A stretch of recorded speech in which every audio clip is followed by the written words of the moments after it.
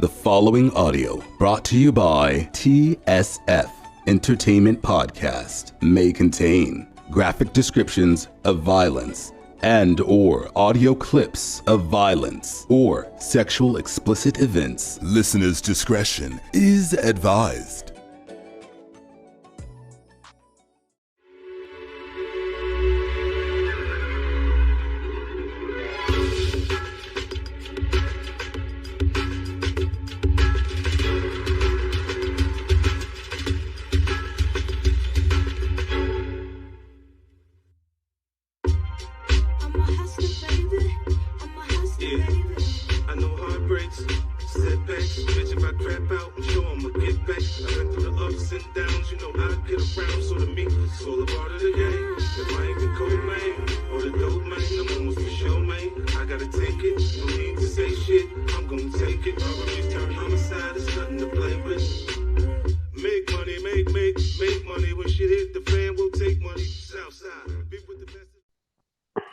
What's good, TSF Entertainment Podcast fans? This is your boy, RETROCG, and tonight I am joined by my co-host, Miss REALLYBTV in the house. Hey. I got my boy, JACKOFJORDANS. I said, hey, yo, we in the building even when outside. Red Cups is back. We always in the building. And tonight we got a special co-host with us, guest host, Mr. T Hill. What's up? Yo, what's up? Microphone check 1 2. What is this? That's it. I'm ready. What is this? All right. So tonight we're here to talk about Power Book 3, Raising Kanan. Episode 10 is the season finale. Paid in full. Yeah. Paid in full. So, I always start off with everybody's thoughts on the show. So I guess I'll go first this week. This is actually the first episode I didn't care for that much. I didn't care for it. Yeah, I must concur. I wasn't crazy about it.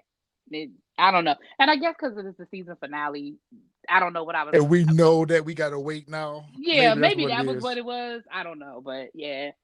It's funny because my brother hit me and said the same. It was blah. But you guys have to realize, and I know you guys are connoisseurs of the Power verse, right? It's the we try to be. So that always the sparks fly, and then that last episode is like tying up loose ends and setting up the next season. And that's what they were doing more so than trying to go out with a bang, so to speak. So that's how she writes. But overall, out of the 10 episodes, this is probably my least favorite. I don't think it's necessarily because of the cliffhangers. It's more so of.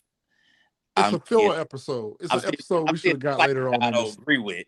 And RETROCG know what I'm talking about because we like y'all been arguing all day. Yeah, man. I feel it's like we finna argue tonight. Yeah, definitely. it's a filler episode. This is like an episode 7. This was an episode 7. For me, I'm going to take it back to Power. Like, well, we'll get to that when we get to it in the breakdown, but I have my reasons why I feel like this episode could have been done totally different. Mm-hmm. They spent too much time with the whole Detective Howard shooting, but let's go ahead and jump on into this thing. So we left off it in last week's episode with Kanan standing over Detective Howard, and of course he didn't finish the job. He didn't follow instructions. Rock told him to put 2 in the chest, 1 in the head, and he got spooked with some background noises and things that were going on. I think once he blasted off those 2 shots, everybody in the neighborhood, started hearing the gunshots and responding to it or whatever case may be. So he got scared. He got spooked. He didn't finish the job. He runs off and bumbling and clumsy and falls down, cuts himself, wipes the blood on Unique's jacket, runs to the payphone. Damn dummy. Where the gloves at? Where are the gloves? I feel like Rock. Be the 15-year-old kid. He's a 15-year-old kid, but just like Rock, just like we saw in the last episode, Rock was training him what to do, how to shoot, where to shoot him at, how to get the job done. You would think she would have put gloves on him. I mean, I know DNA wasn't so big back then, but still. You would definitely thought he would have had gloves on, but fingerprints. You putting a heavy load on a 15-year-old kid. This is like, you want his first hit to be a cop? Listen, And you he wanted to be didn't even perfect. wipe Like, the gun. He didn't even wipe the gun when he threw it.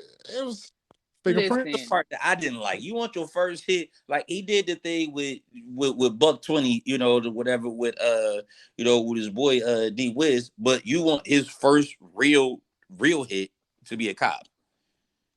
I just wasn't with that. Well, it is. I feel I'm kind of torn in between the whole cop thing versus him killing his father. Both of them are bad, but we put more emphasis on the fact that it was a cop. But I think it's more so about keeping the secret that she wants to keep That's it. close. Yeah. You know, That's the and it whole just so thing. happens that he's a cop. But Correct. you know, Yep. really, and Yep. honestly, the threat that we were eliminating wasn't the fact that he was police. It was the fact that, you know, she didn't want it to get out that he was Kanan's father. So Correct. I mean, the whole cop thing just made it worse. But yeah, I mean, I agree for his first hit, but I mean, she was left with no choice. After the events that happened, you know, Lulu was originally going to have to pull the hit, and I feel like she should have probably had Marvin pull the hit, but he had warned her twice in 2 different episodes that if anybody else shows up besides Kanan, I'm blasting first, and I'm not asking any Right. questions. So Yeah. she had no choice but to send Kanan. I mean, She knew it done because his guard would be down if it were Kanan. If mhm, he saw mhm. anybody else, even like remotely in a meetup, even a clan where he hadn't said that before, right? I think Right. he would have known something was up. But and he knowing knows how that, Rock moves at the same time. right, He knows how exactly, Rock moves. exactly. Rock's a mastermind. She is, and you know, she's Right. an evil genius. So Yeah. And I'm gonna be honest, like now y'all know that I've probably been one of, not the only, but one of Kanan's biggest critics. Like I'm always pissed off at Kanan. But in this one, I'm gonna cut him some slack. Like he's 15 years old. Mm. Like Damon just said, like I get it that his mom gave him very specific instructions, but let's be clear. You can give a kid a grocery list with very specific instructions and they come back with it fucked up. I mean, Right. he's killing a cop. He's looking. Forget about a cop. You ask him to look somebody dead in their eye and shoot them mhm, in their chest. I'm just saying, I get it. I understand the frustration that he screwed it up, but the reality is, I'm just saying that was a lot to put on a 15-year-old. I think he did good to get what he got done. I mean, he remembered to walk past the bodega. He remembered to throw the gun away. Like, yeah, he fucked up some other shit, but right, I'm just saying. I'm not necessarily blaming him for it per se. I'm blaming Rock for it because right, she sent him out ill-equipped. She sent him out ill-equipped. I mean, she gave him specific enough instructions on how to do the assassination, but she didn't necessarily give him enough instructions on how to conceal evidence. You know, and of Yeah, maybe course, not. I mean, if he would have had gloves on, him falling and cutting himself would have been a moot point. So it's just, I think she was in such a rush to get him to commit to doing and to get the act done that I don't even think for herself she thought about these other potential risks. That and then all this is coming down on her at the same time. So I mean, she had to act fast to get the job done. True that. Couldn't she have had somebody like laying low and watching it and making sure that it goes right? That's what I If was it didn't expecting to go see. right, But the somebody question, walk but up and finish them off, you know, or whatever. You know, but just for the let a 15-year-old, and that's my biggest problem with it, is not the fact that, okay, it's his father, as much as fucked up as it sounds, Tyreek killed his dad. So the most important part to me about it is, because he don't know that that's his father, is that he's a cop, and the type of shit and the type of heat that killing the cop would bring, and you have a 15-year-old carry out those instructions or try to carry out those And she instructions, didn't have is none of just her bad. minions lurking to, you know, kind of make sure that everything went off That without a it was hitch. done. Yeah. yeah. I agree with Could that. have did that, but I think she wanted to mitigate the amount of people who knew what was about to go down. Yep. And like true. y'all said, it was unfair of her to put all that weight, 10-year-old, and then not doing any of this. And you know, like Crystal said, you know, going up there, he at least remembered to walk by the bodega and to execute the plan. He just didn't kill him, even though he thinks he killed him. Yeah. Yeah. Well, listen. I don't look at it the same way. Simply because you didn't have no qualms and no problems whatsoever shooting Buck 20 down in broad daylight. So even though you had your friend with you and you wasn't by yourself or whatever the case may be, at this point, and then you for the whole remainder of the season been wanting to beat in the life. You've been wanting to be a gangster. You want to, because she even told him. I mean, that was a serious conversation they had last week when they was at the warehouse, and she was retraining him again on how to shoot and what weapon to use. Listen, she told him then, look, I didn't want this for you. So because of his own actions and his insistence in wanting to be a part of this, I mean, this is where we're at right now. So I mean, that whole I look at Rock as she's treating him just like he's one of her soldiers. At this point, you're no longer my son. You're the person that is this your work. It's just like what Scrappy told him. This is your work, this is your hit. Yeah. I mean, it was fucked up that she had to use her son to get the job done, but because of all the other things that's happened, she was left with no choice but to have him do it. Now I'm gonna comment on the Buck 20 thing. I think because Buck 20 is someone who he looked at as his enemy, right? Yep. Right. Detective Howard is someone who was, his mom said, yo, he's a threat. You need to get rid of him. It's the first time he's actually killed someone. He's actually trying to get someone who, isn't, who didn't directly threaten him. And so I think that's the difference. That's the difference. Yeah, that makes sense. So while all this is going down, you see Sam the crackhead is peeping what's going on. And at first I was like, oh, this is another loose end right here, but doesn't look like anyone's going to really take him serious because he was high, and by his own admission he admitted that he was high. That was hilarious. He saw enough to identify Unique's jacket. Right. A crackhead will be honest, won't they? He said, do you see I'm high as a Georgia pine? An expression my grandmother used to use. For real? High as a Georgia pine. High as a Georgia pine. Listen. But he said he actually kind of played into it when he was like the jacket. Like he said with everybody, the jacket. He was like, I didn't see his face, but I saw that jacket. Yep. Corroborated a lot of what they'll find out later. You know what I mean? It all like jived up. Yeah, he did. So after Kanan sends out his page, we see Scrappy pull up to pick him up. My man. And he wasn't expecting Scrappy. He was expecting Marvin to come pick it up. So at the last minute, Rock has kind of rearranged some things or whatever the case may be. He's last to know about it. So that catches him off balance because he's expecting Marvin. So with Scrappy showing up, he was a little bit thrown off. And we see, they start having a conversation about, when they're riding down the street, Scrappy's telling him like, look, you need to take this jacket off. Kanan's trying to ask him questions like, well, do you know who I hit? He was like, no, don't want to know, don't need to know. That was your hit. That was your right. work. That's your work. And then he tells him take the jacket off. He got clothes back there in the back for him to change into.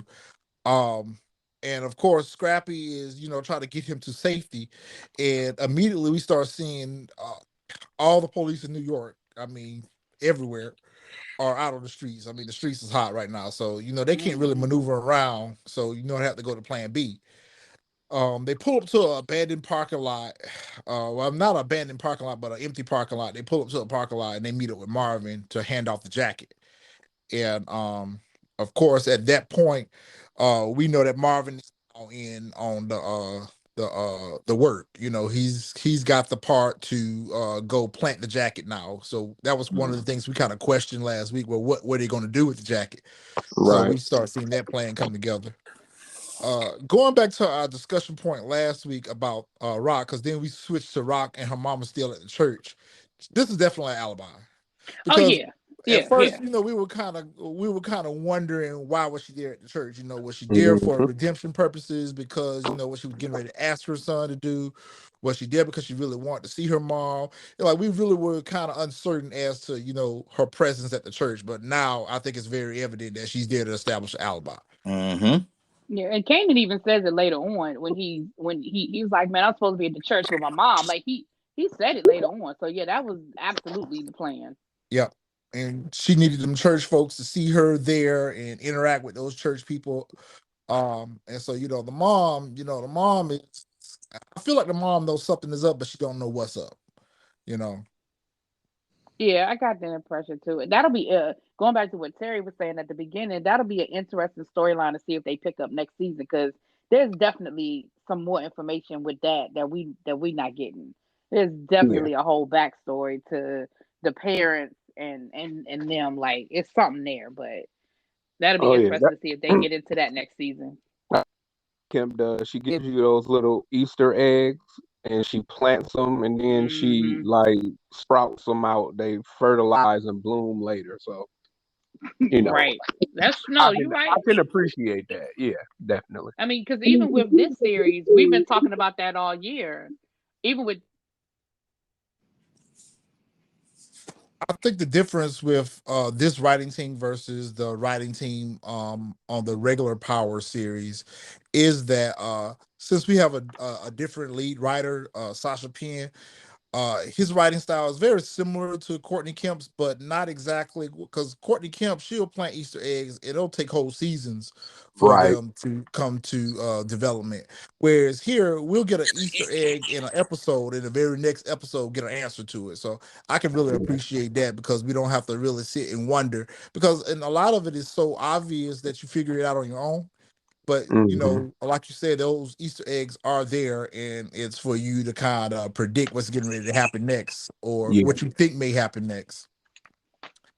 So after him and Marvin meet up, they I think that at that point, Scrappy realizes that uh Kanan has just killed a police officer. So I don't even think at this point he knew who Kanan had hit, because his reaction to when Marvin told him that 50, all 50 is out, they treat things a little bit differently when one of their own has been hit. So, and then Kanan's gonna like, all these cars are out here for me. Yeah. They're all out here for you. They are looking for you. Yeah, Facts. I think that's when Scrappy figured it out too, because you saw his whole Yeah. attitude change. Yeah, his whole demeanor changed. Because he didn't know, he didn't care, he didn't think it was a cop, right? But he didn't know Right. who it was and didn't care until it was like, oh, that's how you doing it? It's a cop. Yep. Right. So Exactly. yeah, he was definitely And he shocked, goes but into survival mode at this point, because like, look, we got to get the fuck off these streets. Like, yeah, definitely. I got to get rid of you, get you up out of my car, and we got to get up off these streets. He got to Mhm. get him clean. He got to Right. get it pristine. He was look, Right. look, He said, he said, I don't want he no was ready. parts of this in Yeah, my He was car. going full Pulp Fiction mode. Let me clean the hell out of this car and yeah, get all this shit done. yeah. So let me ask you this: how much time you think has passed in between these last episodes? A couple of weeks, maybe. You mean from the beginning of the season until now? Well, from where we saw Scrappy was in the hospital to now, I how guess much a time couple has of weeks. passed? A couple of weeks. Scraps to the hospital. It has to be at least 3 weeks to a month, maybe, because he was really messed up and like he had healed almost to the point where it was just his eye that was messed up. Yeah, So because I he think, walking around just fine.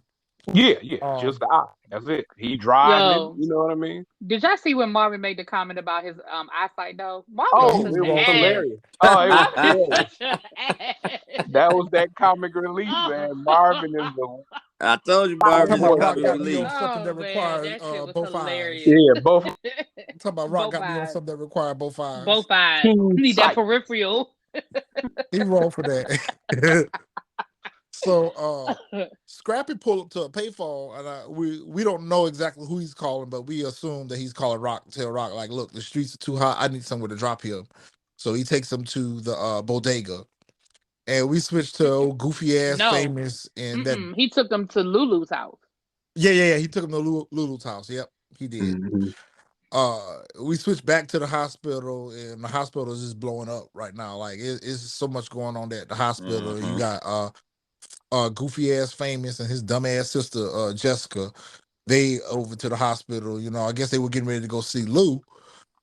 Which that was kind of odd, because they were already in the waiting room. So I don't know if they were waiting for visitor hours or what. I mean, I just didn't understand why they were in the waiting room, or you know Anyway, they end up making their way up to Lulu's room, and Lulu's looking out the window like, what the hell going on? I mean, everybody is trying to figure out what's going on. You know, the hospital is going up. Well, remember, And Famous knew. They yeah, found out because in the lobby. they saw him. Yeah, they saw him in the lobby bringing in Detective Howard in. I think someone mentioned him by name, and Famous put two and two together and was like, yo, that's the cop that be bothering us all the time. Right.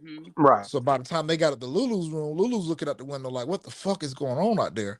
And Famous told him, yeah, that they have just brought the Detective Howard in. He all shot up, laid out, about to die. And Lulu instantly knew that Rock was responsible. Yeah. He instantly knew. He And took he was them. like, He took them wires off himself. So that's the wires off. Like, Right. all right. He yanked them IVs out. Let's Right. go. Like, let's go. Right. Help me get my clothes on and let's get up out of here. Yeah, because I got to go find Rock. And yes, he did. All right, and we also see that he's not in the best condition himself. He really needed to stay at the hospital. He wasn't in the best condition to be trying to get out here and find out what the hell going on. And just like Jessica was trying to tell him, why are you trying to get involved in this? You got an alibi. Like, ain't none of this gonna come back on you. You've been in the hospital. Right. And that's part of what I was thinking. Like, I understood why he did it, but that was the first thing I thought too was, nigga, you got an alibi. If you don't sit where the hell you are and like, you can cuss Rock out later. Nothing you're going to do is going to change anything. Right. There's nothing you can do at this point. I thought he was trying to get out so he could help his family.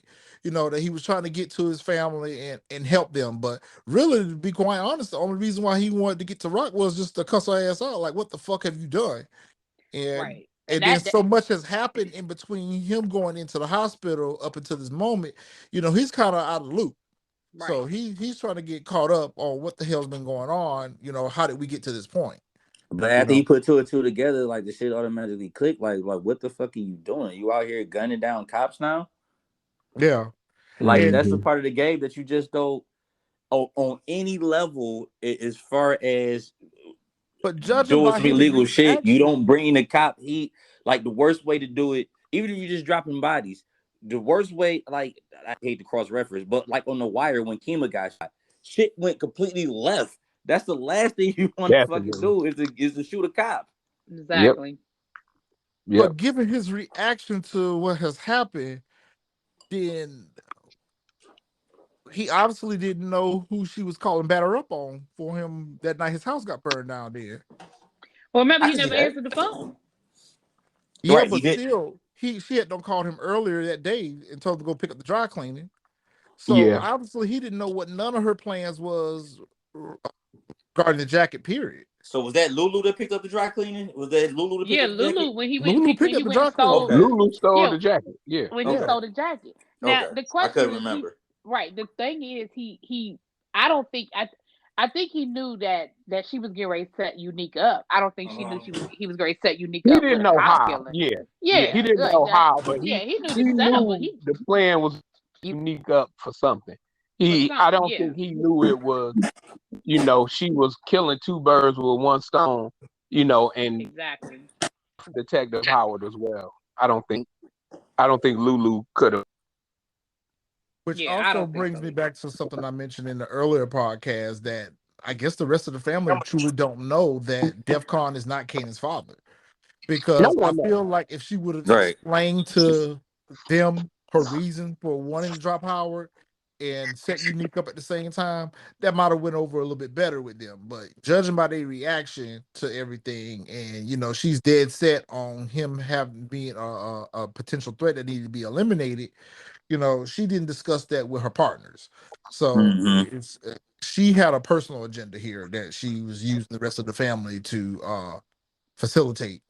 So that's one of my biggest problems too. Didn't the whole family know that DEFCON isn't the dad? I said that last week. Not necessarily that they shouldn't know who is the dad, but they should know that DEFCON isn't. Because if Detective Howard knows that DEFCON was in jail at the time of conception, how could anyone not know that? Did I not say that last week? But remember, she could have been lying, though. She could have been lying about conjugal visits. The only reason why Detective Howard knew that she didn't have conjugal visits was because he checked. He's a cop. You know, so I'm assuming that everyone else was left with the impression that she was having conjugal visits with DEFCON. Yeah, that's true. I mean, that is the absolute only way, Yeah, because and I said that last week. I was like, it's no way, especially I told y'all that last week, when especially a young girl pop up pregnant, everybody's doing the math. yeah, Right. Everybody's doing the math. And so I said the same thing. If it's a street couple like that, and And I that feel nigga went like to jail. if Marvin, not maybe so much as Lulu, because Lulu's the baby brother, so he was probably a little kid around this time. So Marvin was probably the oldest at the time. Mm-hmm. So judging by his reaction to when he found out that her and Symphony was messing around, even though I feel like that was a little playful, but I also feel like Marvin was kind of serious at the same time too. If he rolled up on Symphony, and was like, "Yo, what's up with you and my sister?" If Marvin knew that a cop was fucking his underage sister, he would have took Howard out then Mm-hmm. himself. I probably. don't think Marvin would have sat on that. Yeah, Marvin wouldn't have been cool with that. Facts. Yeah, He wouldn't have been yeah, cool with that. that's yeah. probably very I, true. I But think I think the fact that Rock and Detective Howard messed around back then is definitely privileged information that not many people knew, if not just the two of them. right. And at the same time, she may be feeling some type of way about that, because at the end of the day, he was using her. Obviously, he was using her. He was undercover. He was using her to probably try to get close to DEFCON. That's So she's harboring ill will towards him from all these years. And you don't left me with a child, and you police. I mean, she's violated so many rules. So she's probably been harboring this hatred towards him for a long time.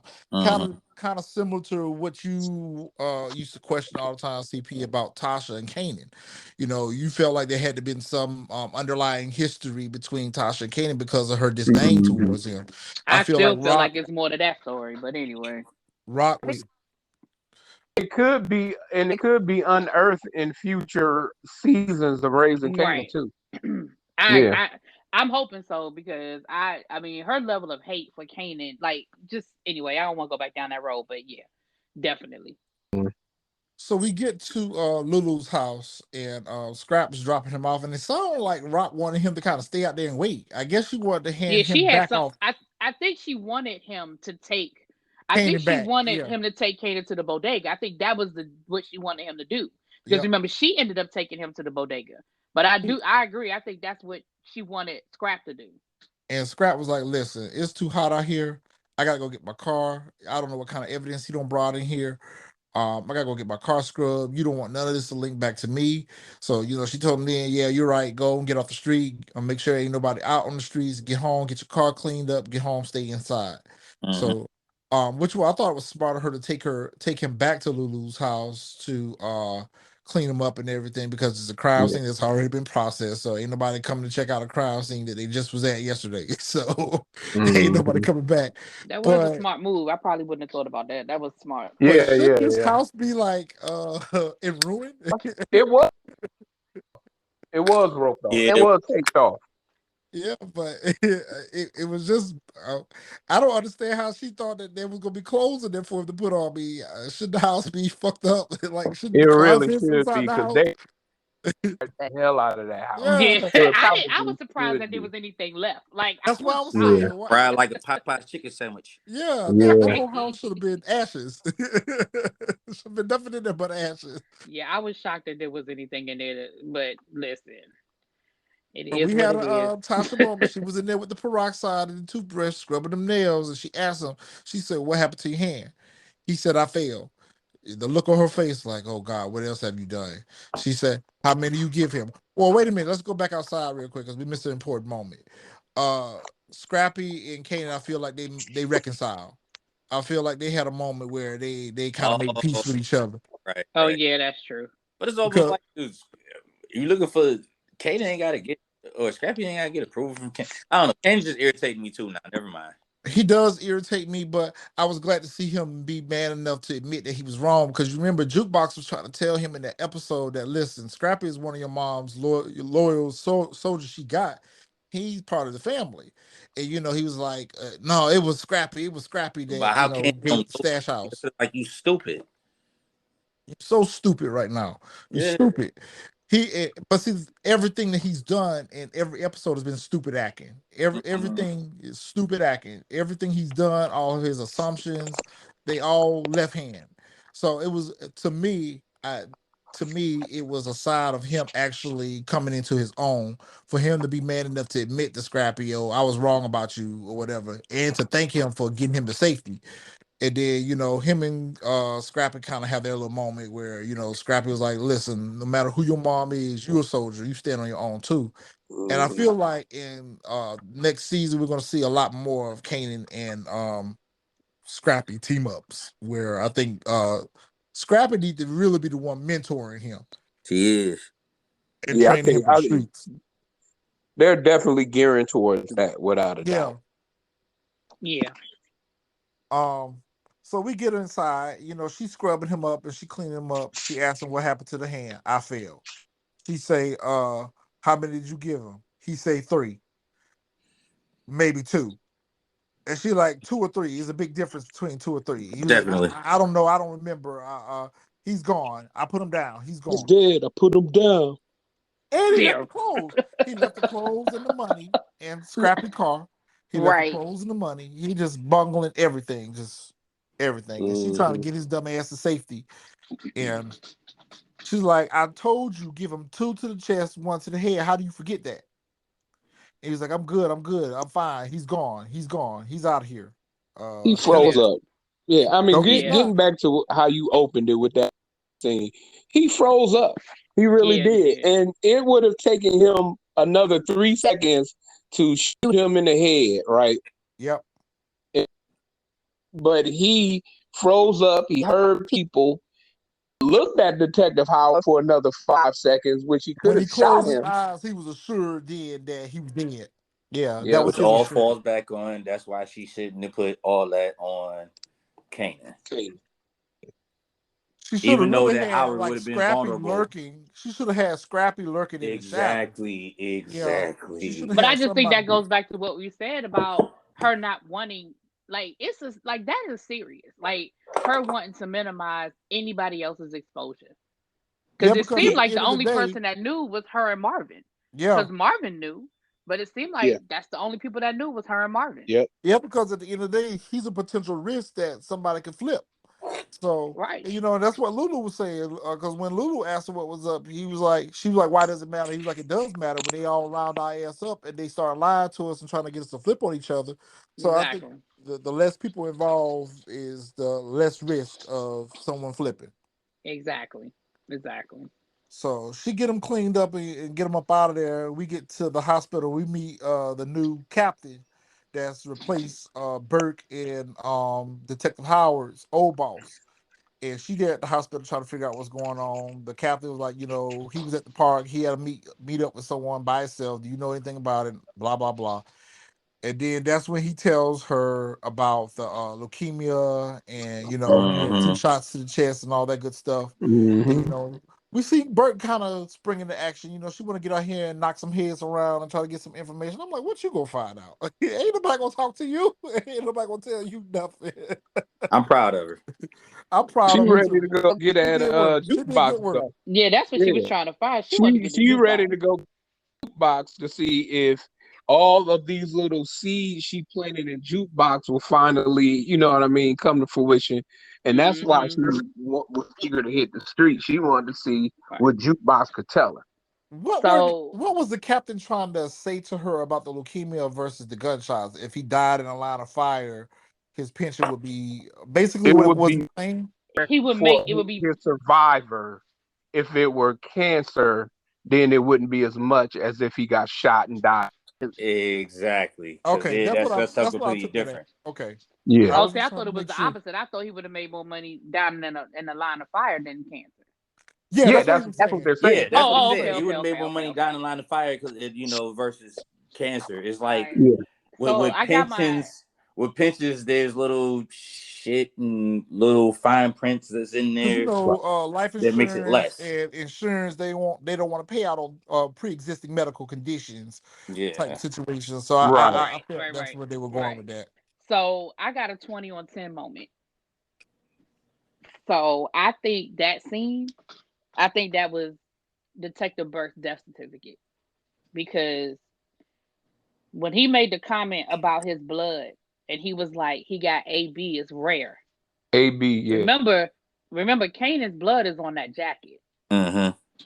I just feel like Burke is going to figure it out. I feel like Burke is going to figure it out next season about the fact that Kanan was really, because because clearly we know that Howard ain't gonna say it was Kanan. I hate to be, I'm gonna go for my even then, like go ahead, T. Go ahead. I hate to be like a science nerd or whatever, which I'm really not. I'm an English major, but that's if Kanan is AB. Kanan A or B. But I just feel like that's. I just thought like that's how they was gonna write it. Like, yeah, it could Kanan's be blood type would match up, and because again, Burke has already started putting these pieces together. Because remember last week when she was like, "What is your connection to this family? Like, why? She's already suspicious, right? She will find out that that's the son. And then even when the chief said about his death benefit, she was like, "Well, he don't have nobody." Yeah, like, he don't I just have feel anybody. like I feel like. Yeah, I feel like it was a lot of like nuggets. Like we were just saying Easter eggs. I feel like it was just like a lot of nuggets in that conversation. And I could be putting 20, I could be, y'all know how I put 10 or 20. I picked up on that too, CP, but I looked at it totally different. Because if they did a test on the jacket, the blood type would match Detective Howard's, they would just assume that it was his blood. I don't know how deep we are into forensics in 91. Right. I don't know how deep we are into forensics in 91. So I'm thinking this is going to be a simple blood test just to confirm the blood type is not different from Detective Howard's.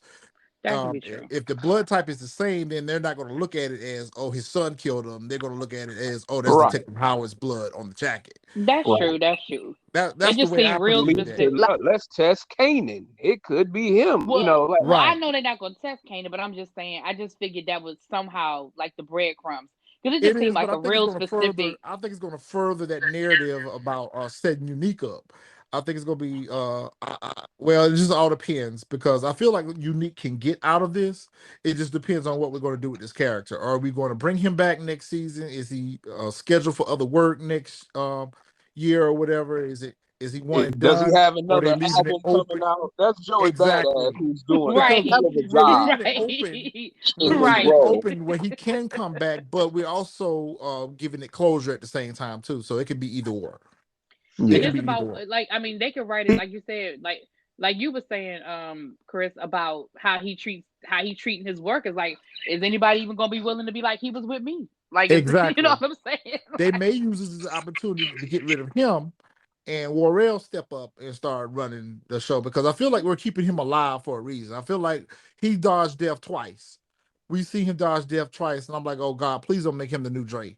But I feel like that's exactly what he's getting ready to be. He shouldn't be the new Dre because he don't dodge death. Bro. And this is one of the reasons why I was upset with this episode because I wanted Scrappy to get some revenge on what they had done to him.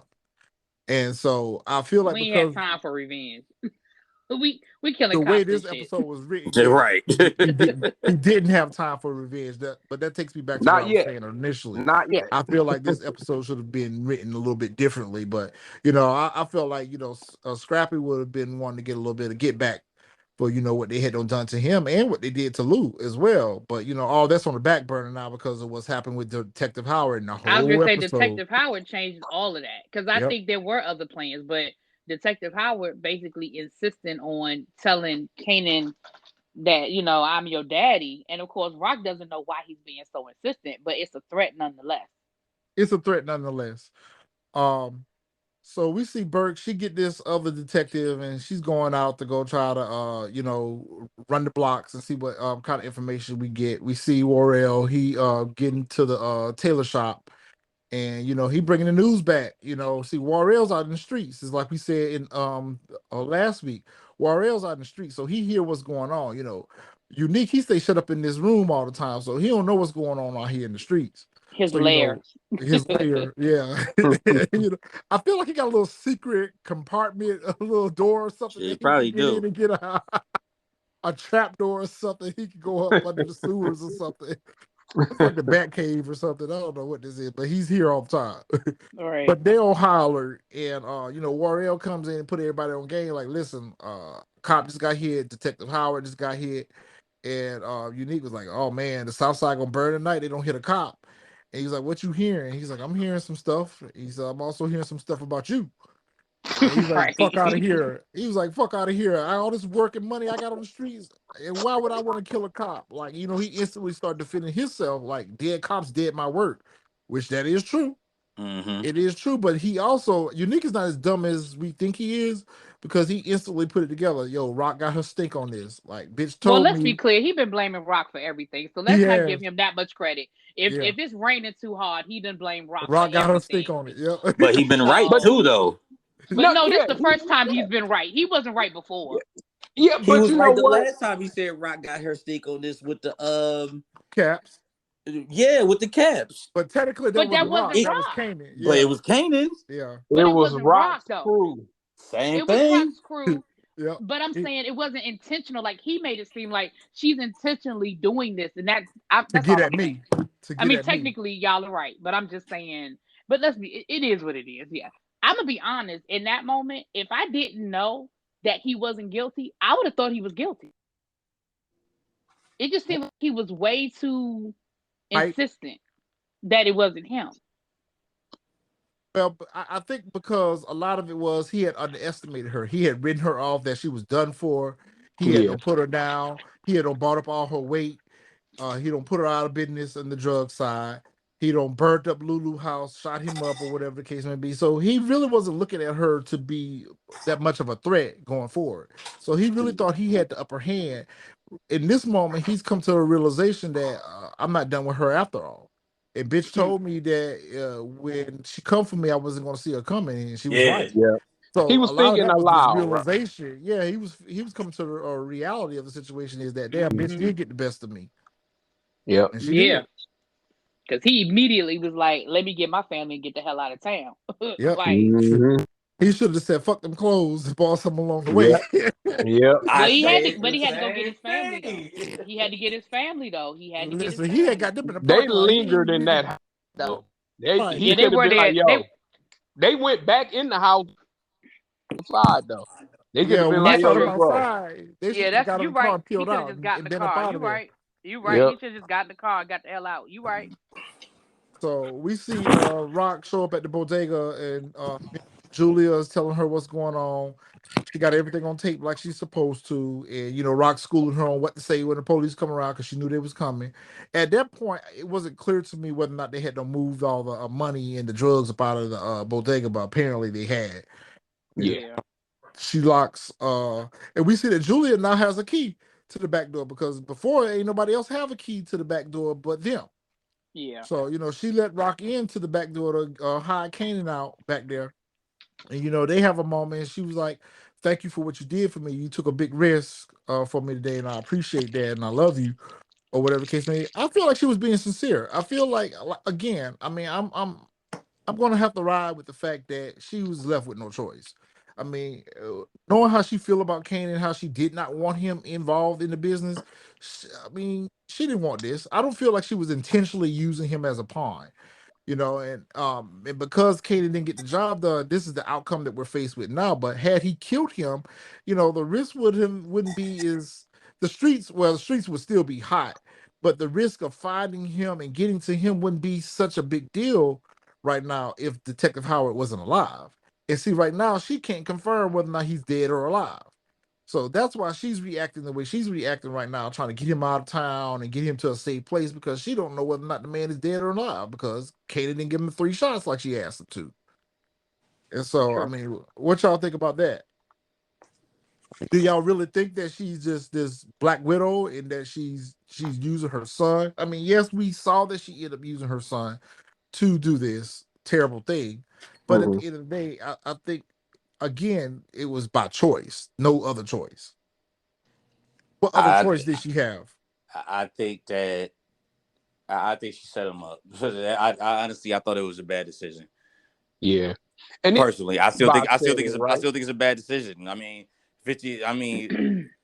if it was somebody, if it was like an op or something like that. Okay, you know what, DJ? I ain't gonna even argue you down with this. I agree with you. It was a bad decision, because remember I said, if I didn't say it last week, I said it the week before on the podcast. Mm-hmm. If she would have played her cards right, and really heard Detective Howard out, they could have made a deal. They could have Could made a have. deal. Listen, I'll give you this bone marrow. But it sounded like she was trying to do that last week at the hospital. It sounded like she was trying to do that last week at the hospital, where she was like, "Listen, if I do this for you, I'm gonna need a pass." So I mean, yeah, if she would have been clear in knowing that he needed that bone marrow, I think that her reaction would have been a little bit different. Because So do you think that when after she said that, and and Howard kind of rebutted, like, well, when I need you, no questions asked or whatever, do you think that just changed her mind and that's where she just decided to put things in motion? I do believe that. I also believe that she's also looking at things from her organization standpoint. Listen, I can't let this get out in the streets. This gonna dead me. This gonna dead my whole family, and most importantly, it's gonna dead Kanan. So at the end of the day, he was.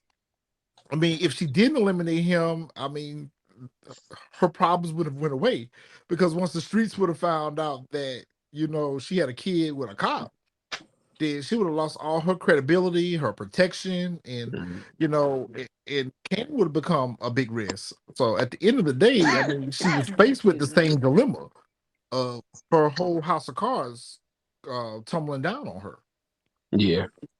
And so originally she thought that maybe I will, like she was like, yo, I need a pass on certain things if I do this for you. But then she probably came to her senses, was like, look, it's way too messy if people realize that this is the situation. Right. And let's be clear, that's Detective Howard never said, listen, I don't really want a relationship with this nigga. I just want his bone marrow. Like, it's not like she knew that. From the way he's that's talking, my point. He's that's talking like, I want a relationship with my son. Right. I want And so in her mind, like, we're not about to be happily ever after. Like, hell no. And but keep in if mind, she he's knew, threatening her. He's threatening her. He keeps threatening her that if she doesn't tell him, then I'm going to do this. That's what really fucked it up. Can you justify him giving bone marrow to this cop out the blue? Like, you know what I mean? Like, how can you justify it? Even if he only wanted the blood marrow. Right. How you justifying it to Kanan that he's about to give bone marrow to a dude that he really, Great point. I feel like she did this more for Kanan than she did for herself.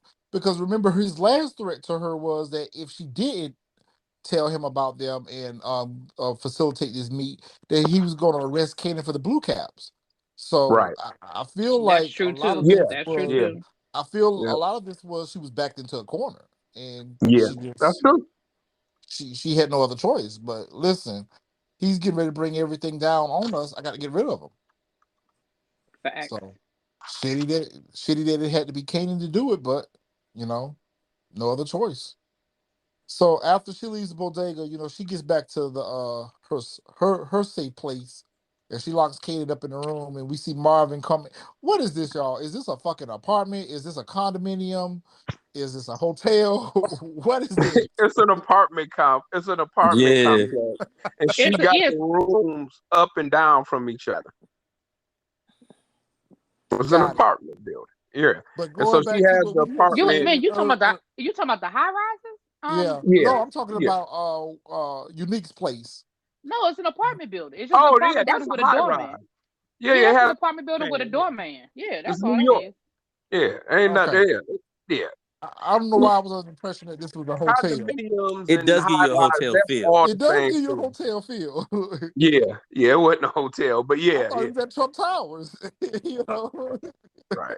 But Trump Towers has apartments. They got the hotel side and they got the apartment. So yeah, they do. But that's what it is, just the high rise. Yeah. Yeah.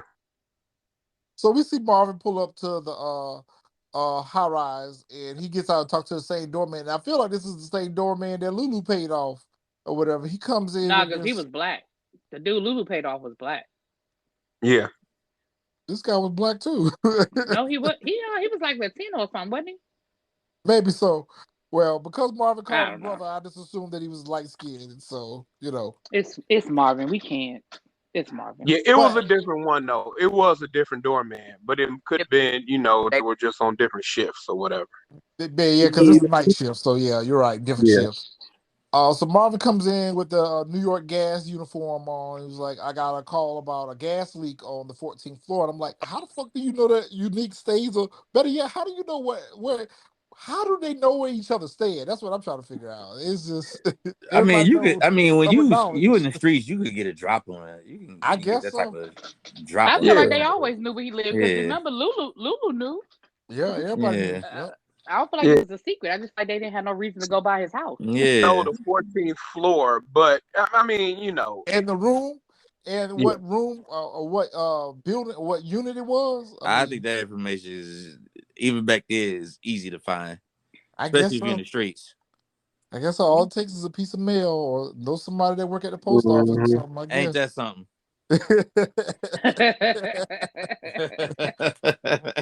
So Marvin pulled off his little scam pretty good. Marvin did a good job. He did a good job. Finally, Finally, he did something right, and we see that he's an expert lock picker. So, and Marvin did exactly what he needed to do: get in there and plant the jack and get the hell on up out of there. He almost got caught, but he didn't get caught. He went in there and did what he needed to do. So, and this kind of reminds me of when they had set Ghost up that time where they had planted Terry Silver's cell phone. phone. Yeah, Oh, in Mhm. his the room. cell phone. That's Mm-hmm. exactly what this reminded me of. They did good with that, and I feel like that was a good way to bring the jacket back. Um, and so Marvin is now leaving to try to get back to picking up Kanan, and his page is going off. And he didn't really have time to stop and answer the page because she was paging him even when he was at Unique's place. And you know, he just hadn't had opportunity to get to a phone and give her an update Right. on what's going on before he got jammed up. And Yeah, I so mean, Y'all, because again, remember those are the days of the only yeah, person that we free seen with a cell cell phones, phone. right? Yeah, the only person we seen with a cell phone is Rock. Everybody Mm-hmm. else is so they go that you remember them. payphone. Yeah, you remember them days of pages. If you couldn't find a payphone, it just is what it is. Yep. Right. Yep. You just gonna have to wait till I return that page. Yep. And Exactly. so we get back to the hospital and the doctor gives the captain an update on Detective Howard's condition. Says he's gonna have to remove a lung, part of his spleen, and a kidney. Damn, he got Yeah. fucked up bad. And he Yeah. got a lot of blood loss. So, you know, Yeah.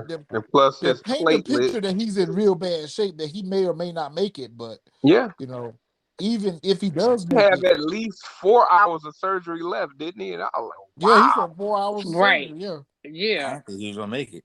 I didn't think he was gonna make it either, and he still may not. They may do us like how they did with Angela, where you know he was Right. still alive at the end of this season, but at the beginning of the next season he passes away before he can give anyone any information. Some shit like Yeah, that because may happen. him waking up, I was like, now this nigga just sat through how many hours of surgery? He just wait. But yeah. Mhm. Yeah, I really So, like that either, but that's well, I got a theory on that, and I that's just know a little Chris snippet. was gonna hate it when I'll bring it up, but I'm telling you, it's because of the character. It's because of the person who's playing the character. Oh Lord, go ahead. I already know what you're gonna say. Go ahead. Go It ahead. is. This whole episode was all about him. It's the person who's playing the character. So No, we it's the see character. That could have been anybody playing the character. It was the character. it was the person playing the character. Anyway, see, we've been having this debate all season And about. fill me in. Okay, so the debate all season has been about Omar Epps being this big star power, and that's why they're keeping him alive. My Mm. attitude is, it's power. They don't give a fuck. No, they When don't. it's time for They his don't. character to die, it's time for Yeah. his character to die. Omar Epps is not Denzel. Like they're No. not keeping him alive just because he's Omar I Epps. will say this though. Yeah, you're right. But I will say this though. If they approach someone to play a role, that person is probably going to want to know what the plan is for their character, right? Or Right. how many seasons, the arc. Understanding that a character could die, at any season, at any moment. But someone like Omar Epps can know an approximation of how long they want him to play a role because he has other things that he's doing in Hollywood. He's has a What the guest hell spot else is on Omar Epps doing? another. What the hell else is Omar Epps doing? So let me Mm. ask you this. He's Nothing a that I This can Is think Us. of. So let me This ask you Is this. Us.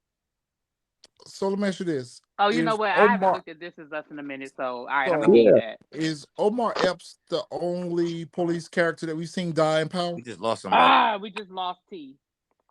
Say Is what? is Omar Epps the only character that we've seen play a police officer in Power?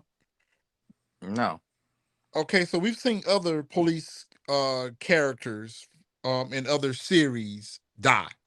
Greg Knox, the dude who Donovan, the dude Donovan, Angela Valdez.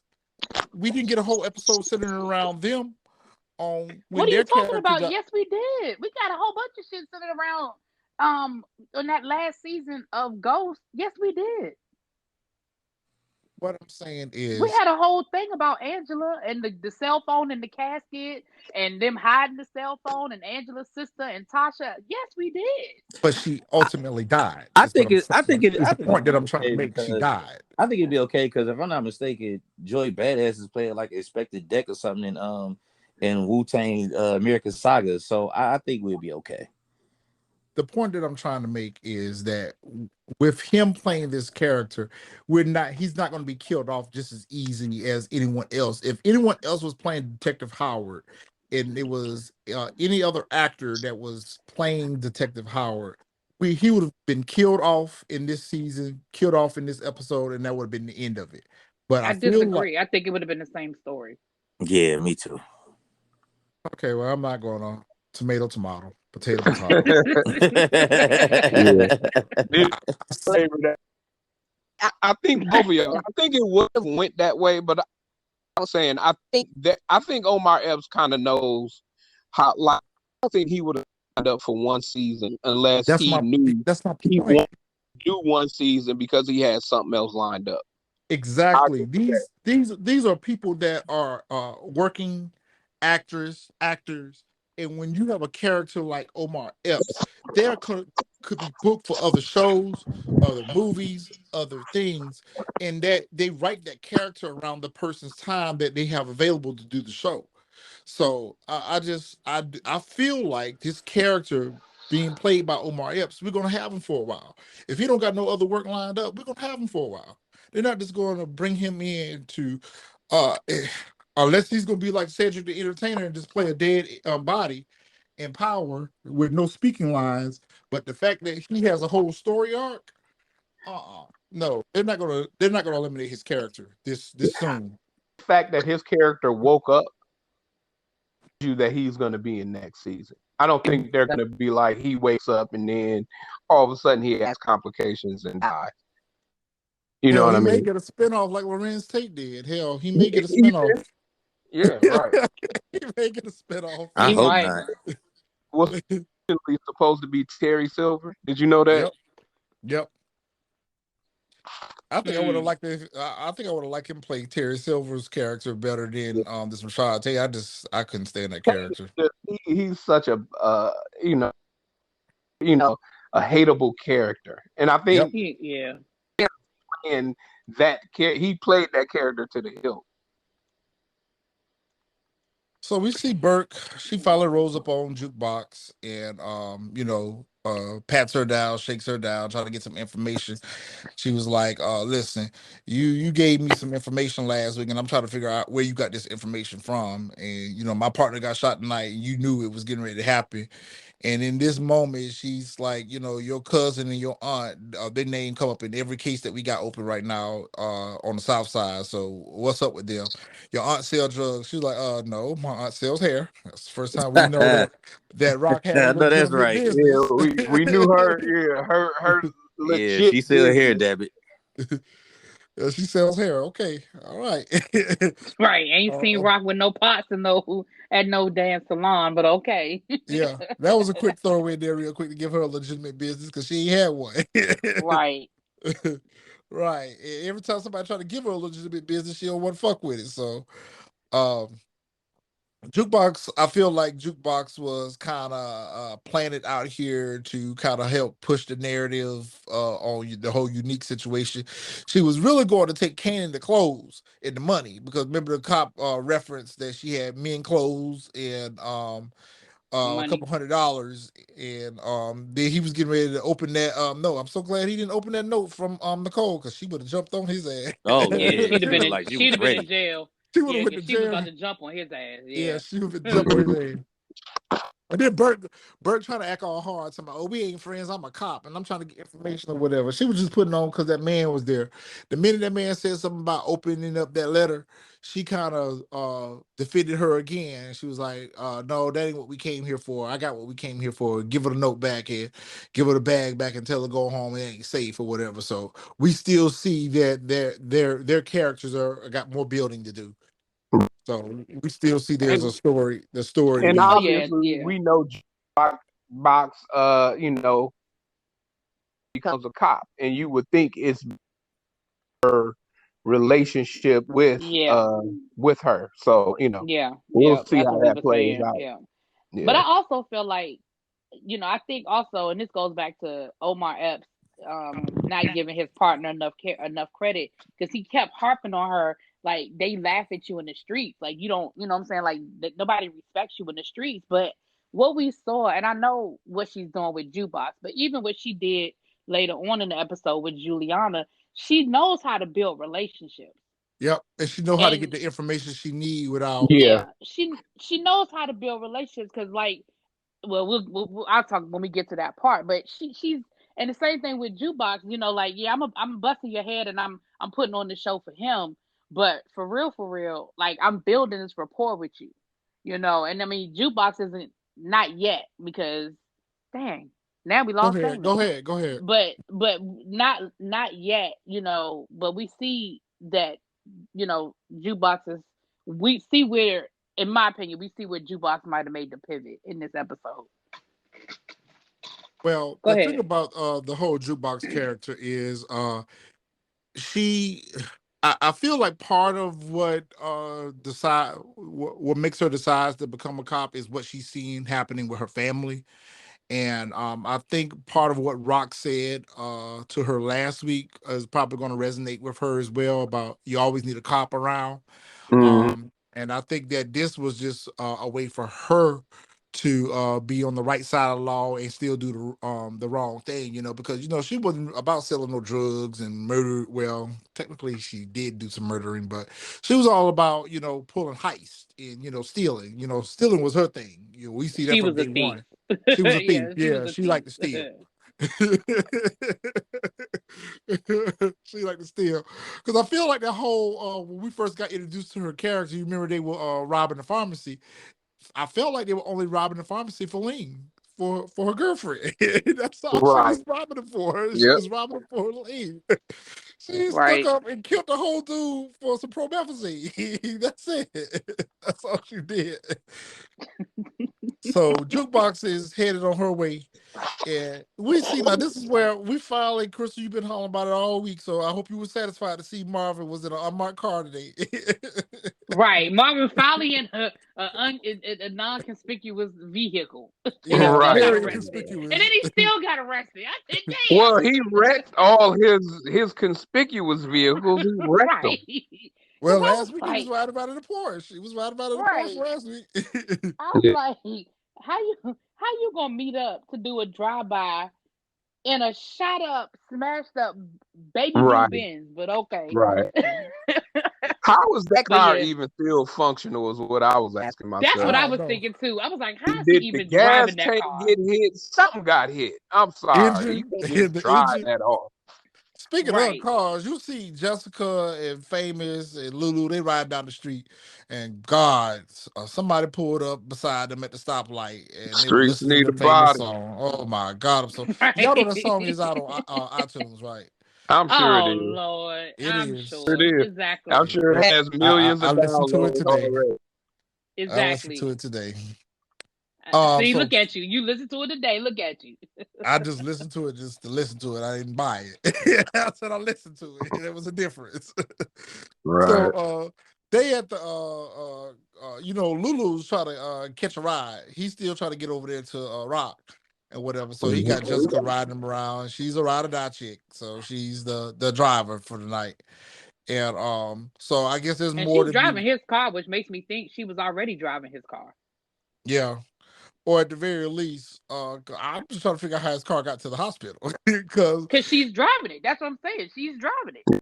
but Have access to it. Yeah. yeah, she Yeah, had to she have had to access. already She have a probably went by car. the house and got it. She probably went by the house and got it because the episode where his house got burned out, it was in the driveway. So we're just left to assume that he probably told her to go get the car and come pick him up. Yeah, so she's driving it or whatever. And so what we hear in this though, because the fact that the radio has a song now, so there's more to what's getting ready to happen with this whole record label and famous and all this stuff. So we see there's more to be told about that. So that's not just the end of that. So we're gonna be stuck with Definitely. famous Oh for a yeah. little bit while longer. What me wonder I'm so disappointed about that. he didn't like famous wasn't mentioned in the original. You know what I mean? Like I know they probably wrote that character, but still, I wonder what happens with famous. You know what I mean? Yeah, because we never hear like some of the other names we know, we never hear famous. He'll mention. You're right, exactly. Well, it So makes you wonder what happens to all of them because what happens to Lulu? I don't feel like Lulu dies. I feel like ultimately what's going to yeah, if Lulu does die, is because Rock kills him. It's because he finally does make up his mind that he's going to get out of the game. He's going to walk away from her, and she's probably going to kill him for it. I don't think she's gonna kill him. Or Lulu is a ghost, right? He's trying to get out. He's trying to be legit, and Yeah, all these exactly. factors around him are trying to pull him back in. and we saw what happened with Ghost. So the harder he tried to Yep. get away, the more Yep. and more it pulled him back in. The and more he ultimately got back in the game. Yep. And ultimately he ended up dying. Yep. And the crazy part about it is when he died, he wasn't even in the game. That's the crazy part about all Right. of it. Right. Finally had got out. Finally had got out, and finally was getting ready to be the ultimate source of legit. Well, not necessarily ultimate source because we know that politicians aren't legit, but he had gotten to a point where he had risen above all his efforts in trying to go legit. He had a career that was getting ready to be in front of him, and everyone else was threatened by that, and Yep. he had to be eliminated because of that. But I feel like ultimately what could happen with Lulu is that he may just separate himself from the family. And I feel like that's what happened with Jukebox as well, because we have to also find out what made Jukebox change her name, because she changes her last name. When they introduced her into Power, that episode where she was on the news and they introduced her as a veteran officer, Laverne. I think her last name started with a G. It was Laverne Granger or something like that. When they introduced her, she had changed her last name. So eventually, I feel like the same thing is going to happen with Lulu. He's going to pull away from the family entirely and go do his thing in music. So it could be possible that Lulu's still alive. Yeah, I think Lulu. I think Mom probably is dead, right? Or either in jail. Yeah, probably dead. I think Rock probably something happens to her. I don't know what. I think ultimately she ends up riding off into the sunset with Symphony. She could. I think that's what ends up ultimately happening. That Symphony gives her an ultimatum. Yeah, it's I was gonna say why Kanan never reach out to his mama when he got out of jail. You know what I mean? I just think relationships are strained with that family. I believe so too, and I think in next season we're going to start to see a lot of that, because I think what we're going to see based off of him and Jukebox conversation, I think in the narrative for next season is that's going to be a strained relationship between him and his mom now, especially if and when he finds out that Detective Howard is his father. Yeah, but part of me don't think that he ever does, because he never took the man's name. He always he wouldn't do that. He wouldn't have. I guess not. I guess he would stay Kanan Stark forever. And perhaps with the thing with her name, she may have just taken the name of her mother. Now, we haven't been introduced to her mother yet, but I thought I read somewhere where LaToya Luckett was going to play her mother. Yeah, next season. It's next season. So I believe she's going to link back up with her mother. Then that, you know, strife with her with Marvin. And I there's a think lot of she's going to strife between them right gravitate. now because, There's big, yeah, so yeah, she's going to gravitate probably towards her mother. I agree with that. That's what I think. That's what probably why that last name, and it's probably that's a good eye to catch to see that that's different right Chris be now. catching all that shit. Yeah. Okay, so here's another thing. Eventually, and we don't know if it's going to happen next season, but eventually we're left to assume that Detective Howard probably died as well. Is Oh, going to Well, die because yeah, I mean, the way when his doctor's Kanan died, talking, like nobody he on that borrowed would have been a time at this perfect point. opportunity. There would have been a perfect opportunity for Detective Howard to show up and claim his ashes, or either because everyone is just so ashamed of what Kanan has become and how he's been moving that maybe he's just becomes disowned. Maybe he becomes disowned by the family. it's I possible. don't know. Yeah, I think that's probably more than not that happens. That he's disowned by everybody but Jukebox. Yep. And there are and it's sad to see what happens. It really is, especially the more and more they show Kanan and Jukebox together. I wish that they would not give us so many scenes with Kanan and Jukebox and when they have these serious moments, because it really is heartbreaking to see how their relationship end up when she really does love him and she really does look Right. out for him and ride for him, and it's just it's so sad to see how their relationship ends up. Right. Yep. You're right. So we see Rock. She's a devil in a red dress. That's what everybody says she is this week. She's a devil in a red dress.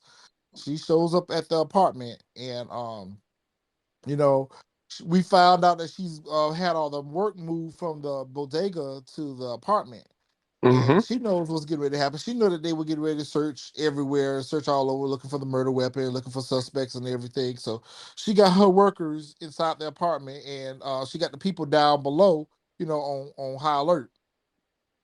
And so, Right. and it was good that she picked the unit that she picked because she absolutely could see everything that was happening, from the Yeah, 8th floor. She could look out that window and saw absolutely what was saw going on. She saw everything that was going on. it. And Yep. the crazy part about it is though don't had a whole. I mean, Rock thinks. I mean, she be smart now, She but she had had don't for. had them boys pick up their takeout food. She had the takeout Mhm. food and everything sitting on deck, Yeah. and she was ready. So She was they Right. literally I wouldn't check mean, the right where she's transporting the drugs from one floor to the other. from one yep. floor to the next. Yeah. Acted like she was pulling some fresh cornbread out of the oven. I mean, she is a And just got finished fried chicken. Yeah. Yeah. right. I mean, even the way the apartments were settled, because when they were searching the apartment underneath, like the They tore apartment that looked like apartment people were down. living there. Yeah. But it literally looked like people were living there. Like it was shit under the bed, it was Mm-hmm. laundry, like it legit looked like A Yeah. people family was lived living there. there. Her Yeah. attention to detail. Yeah. Absolutely. That apartment Absolutely. below, now the one up top didn't have so much attention to detail in it as that one below it. That one Below. below it, like it But was. then she was She like, we just just moved moved in. in. Yep, she did say that we just moved in. Mm-hmm. That one below it, it looked like a whole family was for real living there. Right. Right. Yeah. Exactly. So we see Kanan back at the bodega, and he hears somebody unlocking the door, and he's searching for a weapon to defend himself. And it's Julia letting Jukebox in, and Jukebox brings him his chocolate milk and a Snickers bar. And she told this little thug right here, he drinking his yoo-hoo. She told Julia that she was going to stay with him, and so I already knew right there that we was getting ready to have a serious moment between the two of them when she offered to stay with him, and she broke it down to him like no other person could. She told him he fuck up everything he touched. He a Yeah, dumbass she kid, did. and that she basically, in a nutshell, told him that he was being used. He think he know what he is. He don't. And she this is a conversation I wish she would have had with him before this moment, because he seemed to process exactly what she was telling him, because she was like, listen, we kids, and we don't got wrapped up in, where you more so than anybody has gotten wrapped up in this grown folks shit, and you can't dust this shit off. The mistakes you make cost people their life. People get hurt. You know, so there is no going back at this moment. You know, and she was put a lot of wisdom on him for her to be like 16 years old. Like she's very wise, and I feel like she spent a lot of time studying the family and studying her aunt and her daddy and her uncle, and you know, and know that they do some fucked up shit. And that, you know, that's why she's always tried to stay away from it, because once you get in, you're stuck. And this is like what Rock told Lulu, like when you're in, you're in. Everything you touch is dirty.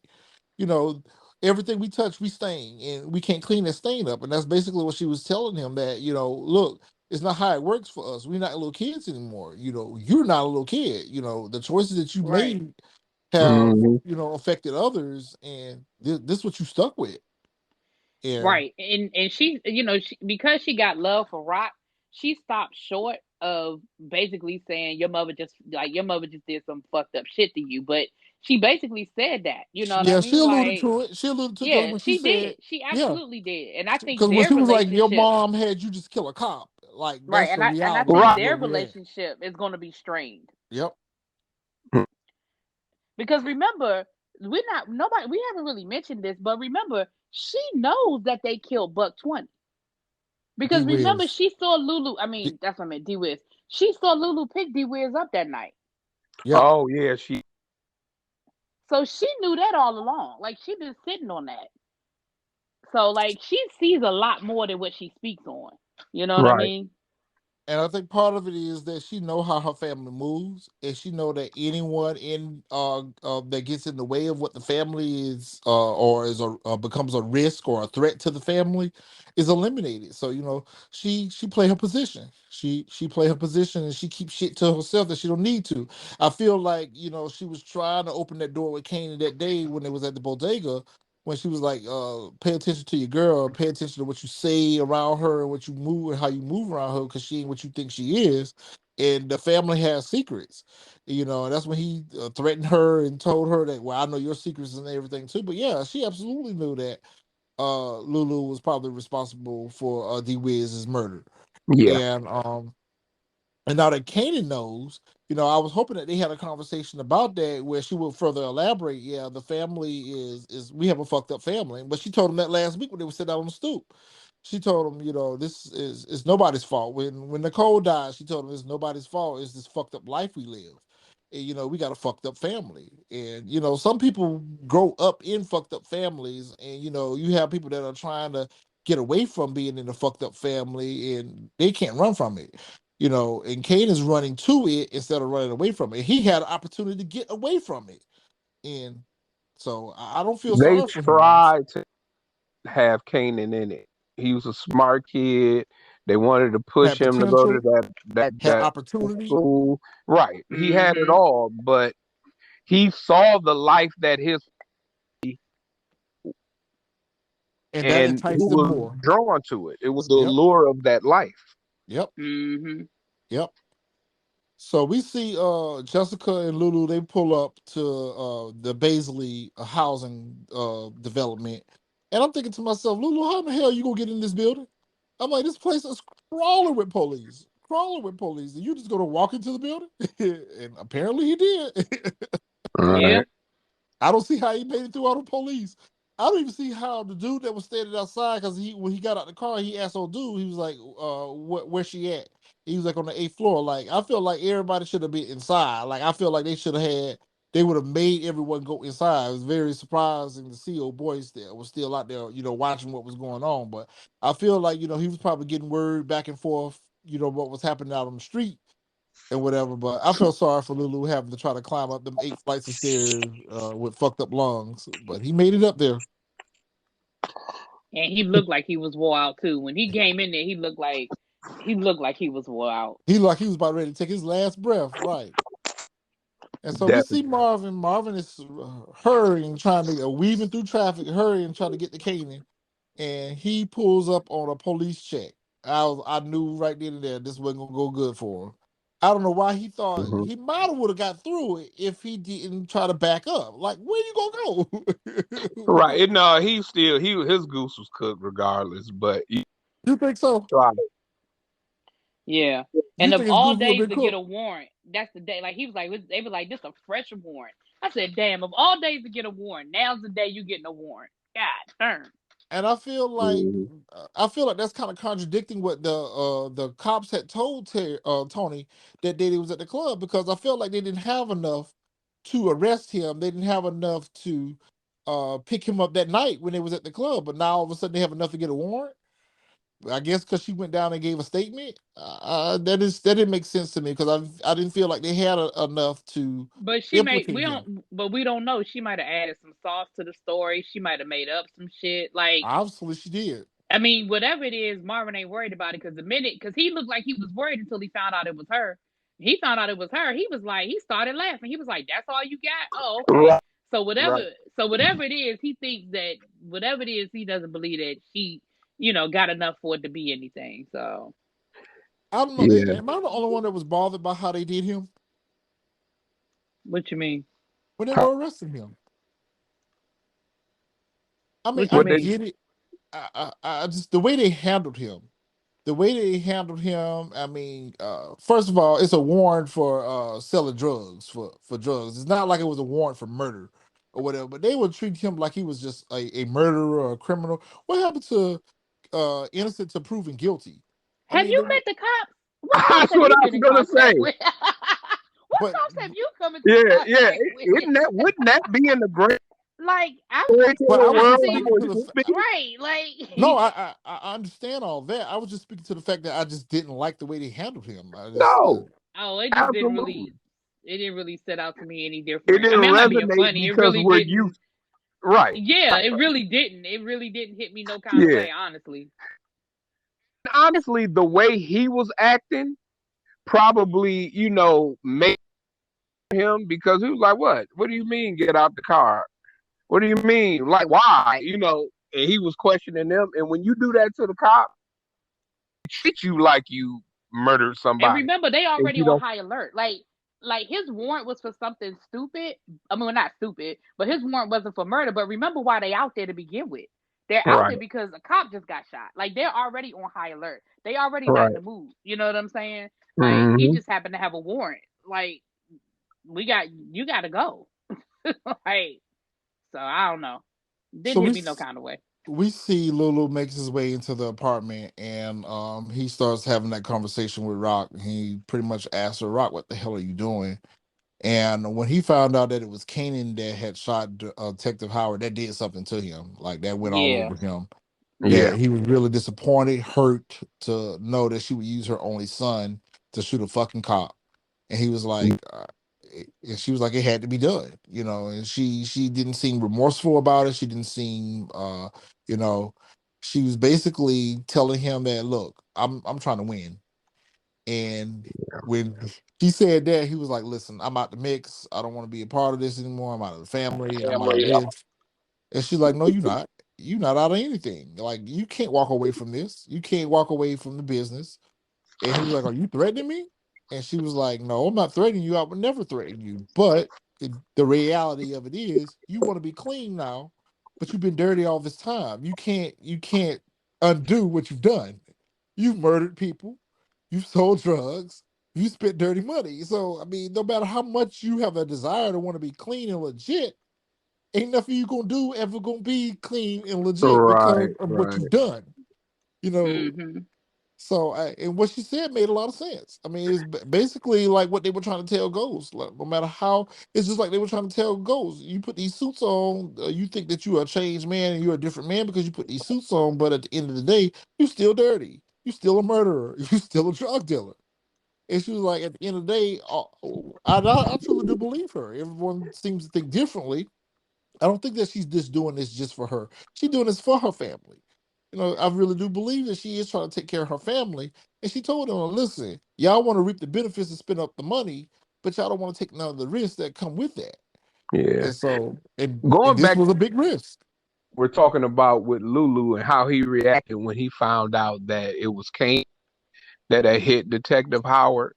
I think everyone is wondering why Rock sent Kanan to do, but no one understands the ulterior motive for sending Kanan to do it. And I think getting that information, next season, if that comes to light, when people realize that Detective Howard is his father, then it's going, that's why I do it.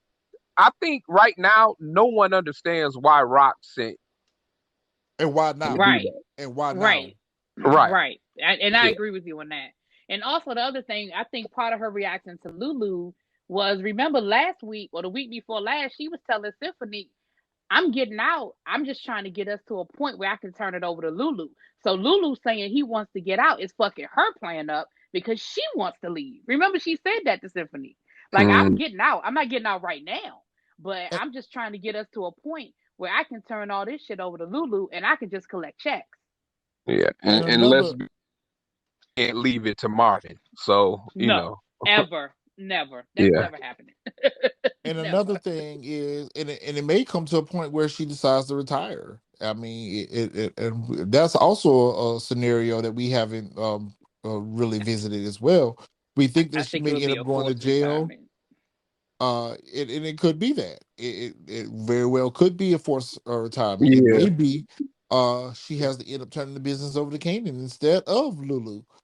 Because if Lulu doesn't want it and she wants out, and if she wants to progress with her relationship with Symphony and she feels like this is going to prevent her from doing it, she may have no other choice but to hand the business over to Kanan. It's going to be interesting to see how that dynamic unfolds as later seasons come along. But another thing that they're unaware of too. So T, I agree with what you're saying about the family may change their mind about their reaction to what's happened right now because they don't know all the fine print, but they also don't know all the threats that he's made against them too. So I feel like on the strength of the threats alone, they would have been understanding of why she wanted to get rid of them. But she hasn't even told them about the threats, about the blue caps and all that. So, which all that is Kanan's fault. But it's just another mess that she's trying to clean up. And sometimes, the things that we do to try to clean up a mess make it worse. And in her case, she's made things worse now, trying to clean up a mess that Kanan started. If Kanan hadn't got in the middle of all this, if him and Scrappy would have never got into that fight, if he didn't go over there and try to jump on Scrappy that day, he would never got picked up with Detective Howard. Detective Howard would never figured out the whole birthday thing. I mean, so ultimately, all dominoes fell, right? And isn't it funny how one small event cascade of dominoes that affects the rest of life, and that's real life too. Yeah, that's absolutely real. Like one left turn. Yeah, one left turn can fuck the whole thing up. You ain't lying. Yep. And so we see the police now, they don't make their way to the 7th floor, and we kind of talked about it already, but man, they tore them folks' house down. And the people sitting there shaking their head like, yo, what's up? And I mean, and didn't even try to put people's house back together or nothing. And so after they leave, they send a page upstairs. Yeah. When they sent their page upstairs, they started loading the work up in the oven. Yo, it worked perfectly. It worked perfect. It worked perfect. Exactly the way she said she wanted it to work. The plan. Yep. The one thing that went right. the only thing I feel like that went right. And then so she went and put her house coat on, and she tried to put on that I'm a mother feeding my boys for the night. What's up? What's going on? And I'm thinking to myself, like, okay, this looks more suspicious than what was below them. This looks way more suspicious than the family that was below them, which I told them people house apart. But right here, you got 3 males. One of them look fucked up in here, and a woman in here. Let's search this house too, because some don't feel right about this. But I think they would. But I think they were tired because when they weren't finding anything. They weren't finding anything. You saw the cop was like, "How many more floors?" And they were like, "We gotta keep going." He was tired. Like he was like, "All right." I think he was just like, I think they just happened to catch him when he was running out of steam.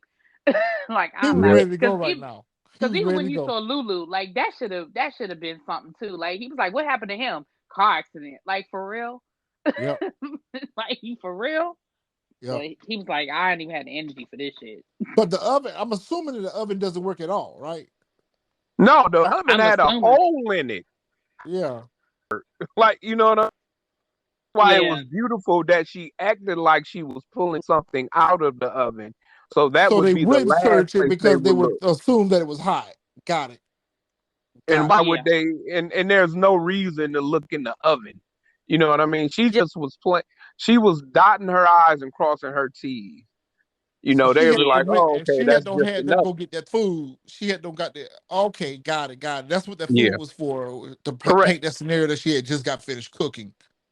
Got it. And that's why she said the cornbread is fresh out the oven. Right.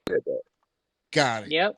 To throw Got them it. off, Yeah. to be like, "Oh yeah, you know, She even a she even regular asked them if they house." wanted a plate. She Yep. even invited them to eat. Yep. Yep.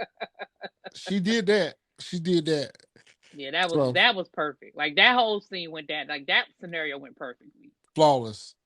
And so we see Burke and old boy roll up on Julia, and poor Julia, she just trying to close up her shop for the night. She don't want to be mixed up in all this mess, but out of loyalty for what Rock done for her, she got to play her part. She got to play her position. But you can see she looked scared. She looked, and I thought she was going to give it up for a moment there, because she was looking all scared in the face, and they were like peeping that she was scared, and they were like, "You know something, don't you?" And she was like, "Well, yeah, I saw." Unless that scared routine was a part of her act. I'm about to say, I think that was the act. I think she was Really? playing her position. Because she acted, to me, she looked genuinely like she was scared. I don't No, think she got scared until the cop was looking at that door. yeah, nervous about the door, but I think she was playing along. I think she played it to the T. I think Yeah, she was playing her position. Okay, so that was all part of her act. Okay, got it, Yeah, got it. Yeah, because I think the door did kind of make her nervous, because right, she because didn't the really have other an answer for what detective was was behind it. door, and that's when she looked at the camera, right? Yep. Right. At the camera, And and she was like, diverted their attention. Yeah. she was like, "Oh, does that camera work?" And then that Because pulled him off the Burke scent. even said something to her. She was like, "We'll be back to Right. get your statement, but make sure ain't nobody running no numbers or nothing back there in the back." Back Right. back And out that's of that right. back room, right? And that's what I was saying earlier about Burke building those relationships, because she could have easily have been like, she could have carried that another way, but she was like, "Listen, we ain't even here for that. Like, we got a shot cop. I don't care if you running a numbers game out the back, but just make sure it ain't nothing here when we come back. Clean it up." So like, again, like I was saying, like, she knows how to build relationships. Like, she's still doing the same shit. Like, like, listen, like what Howard was telling her, like, we're not narcotics, we murder. So like, I don't care about who's selling drugs. I care about the bodies, and so it's like, it was the same thing. But she played that perfectly, because she couldn't act like she was too eager, because nobody in those neighborhoods talked to the police. They're not gonna, she's not gonna be eager to tell the police nothing. She's not gonna be eager to turn anything over. So She even her said that. She pretending. even said that she couldn't talk to the police or everything. So Exactly. yeah, So she played her well, position well. She right. So did. her Yeah. pretending like she didn't really want to talk to the police, and her not really having nothing to say. Like, I just felt like that was the whole act. Because remember, we saw how It she is. acted when the police showed up about her husband. She looked real distraught. Like, we know she know how to Yeah. act. Yeah. No. Because if you see how she acts with Rock, how confident she is now, she deal is, and she's just playing her role. She's just acting, and it's great. Yeah. She's just playing her part. Yeah, and I think she's going to play a bigger part in seasons to come. I think that she's really going to come through for Rock, because nobody really knows, I mean, about this whole bodega, So just like the apartments, it's just another ace that Rock has to use to her advantage. She can move her stash house to the bodega. It's safe there. She can move her work in between apartments. So she's really got a good thing going for herself right now. But at this point, she's got to get out of all this other danger that she's in right now, because if she didn't have all this danger that she was faced with right now, I mean, her shit would be going off without a hitch right now, because she's got a lot of things in motion that's working to her advantage. And so we see her, she's still concerned about not being able to get Marvin on the phone, so she has no choice. I think Juliana calls her while they were at the apartment, and told her, look, Marvin ain't came and got Kanan yet. The police are here, blah blah blah blah. And she ends up calling And they Cynthia. coming back. Right. Yep, they coming back. So what do you want me to do? And so we see that she called Symphony, and I have to give it to Symphony. He came through for her again, because if it He had been me, always I wouldn't done. even answer the fucking phone. I've been like, Yeah, I'm too I'd busy. ignored her I'm too call. busy. Listen, I'm too busy fucking college hoes right now. I ain't got time for you right now. Right. So Right, I'm because petty that's like what that. she told him, right? I'm petty Yeah. like that. So Yep. Symphony is a I've been stand-up type petty of guy. too. Oh, you know what? I am in between two petty niggas. I Yep. am. I would have been. Oh, First of all, relax. I would have had a special voicemail for her when she called. I'm sorry. I'm unavailable right now. I am too busy fucking college hoes right now. Leave a message. When I get finished fucking my college hoes, I may call you back. Or I maybe. mean, Wow. or maybe not. Beep. Terrible. Terrible. So we get to Unique. He's at his place. He's trying to scramble to throw some clothes in a bag or whatever. Like I'm saying, you got money, and you got a lot of money. Like I wouldn't even been worried about no goddamn clothes. Close. Yeah, damn clothes. I would have been getting the hell up out of town. And so he opens the closet. He see the jacket, and he instantly know what's up. And then Yeah. the fool is holding the jacket when they bust the door down. So, I Well, I mean, think it was only a matter of like seconds. Like I don't think he had that much time. but he was processing it though. When he was looking at his baby mama, and she was like, "What? It Yeah, was he was all putting coming it all together." together. Yeah, it was all coming Mhm. together for him right then. Like, this bitch really don't got me. This tricky ass bitch, she got me. She did. Oh yeah, she had him now. Yep. Kind of takes me back to Tasha and Ghost moment where they didn't kill their threat. They just sent him to jail. So I feel like by Yep. them not eliminating Unique by killing him, they're leaving themselves open for his revenge. Because For sure. he's eventually going to get up out of this some kind of way. He's going to get up Yeah. out of it. Because what happened, right? He's not dumb. He knows what happened. So he's gonna be hell bent on revenge. Well, it's like CP say, he blamed Rock for everything wrong anyway. So anything that's Right. happened, all Right. that's happened, everything that's happened, it's got her stink on it. So it Yeah. got Rock stink all over it. So he's already going plot his revenge already.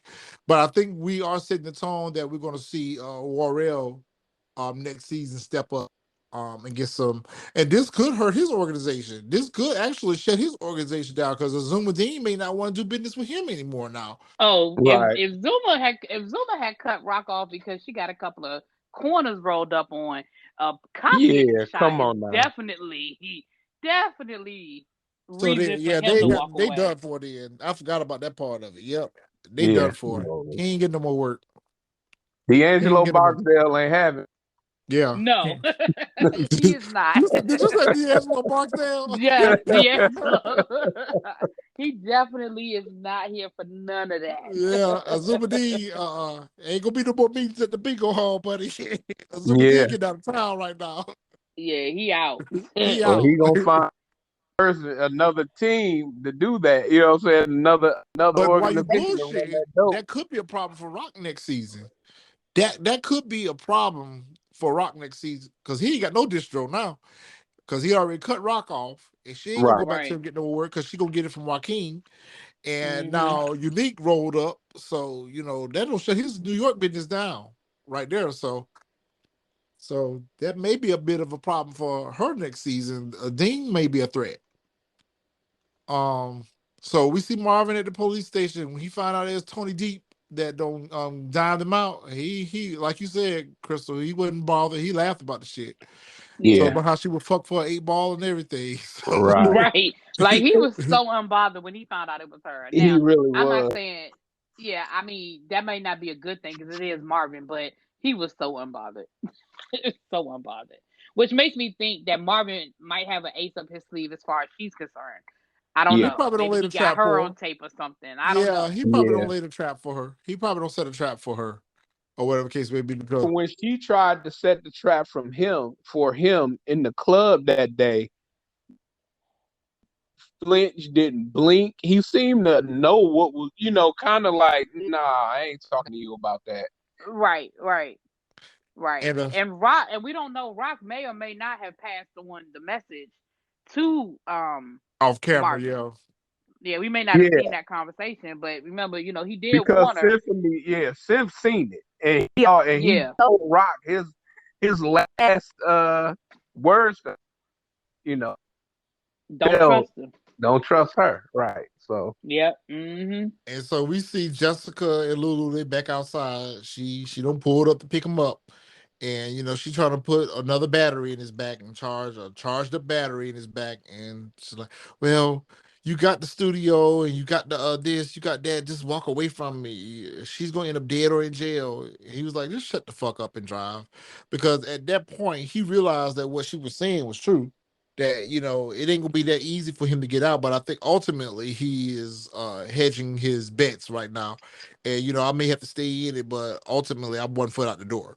So, right now I can't make a move, but eventually, I'm going to try even harder to separate myself from the family. So we're going to see Lulu probably pull back a lot from Rock, which may even be a good opportunity for Scrappy to get pulled up in next season.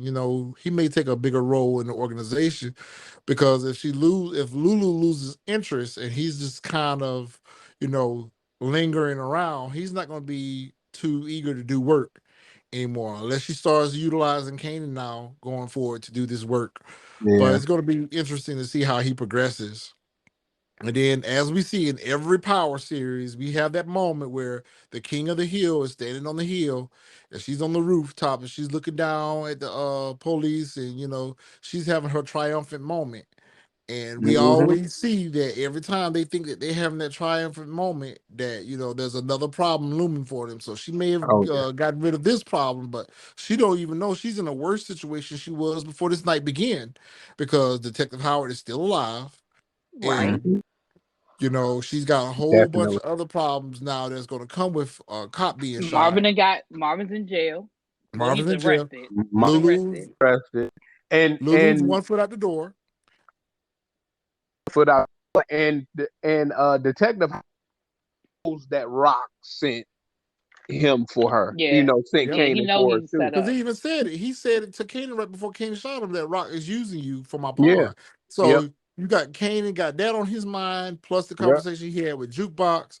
So, there's going to be problems between them. There's going to be a little dissension between Rock and Kanan going forward, because he's going to truly feel like his mom was using him, because in the narration, he says at the end that you can't trust nobody, not even your own mom. Not even your mama. Yep.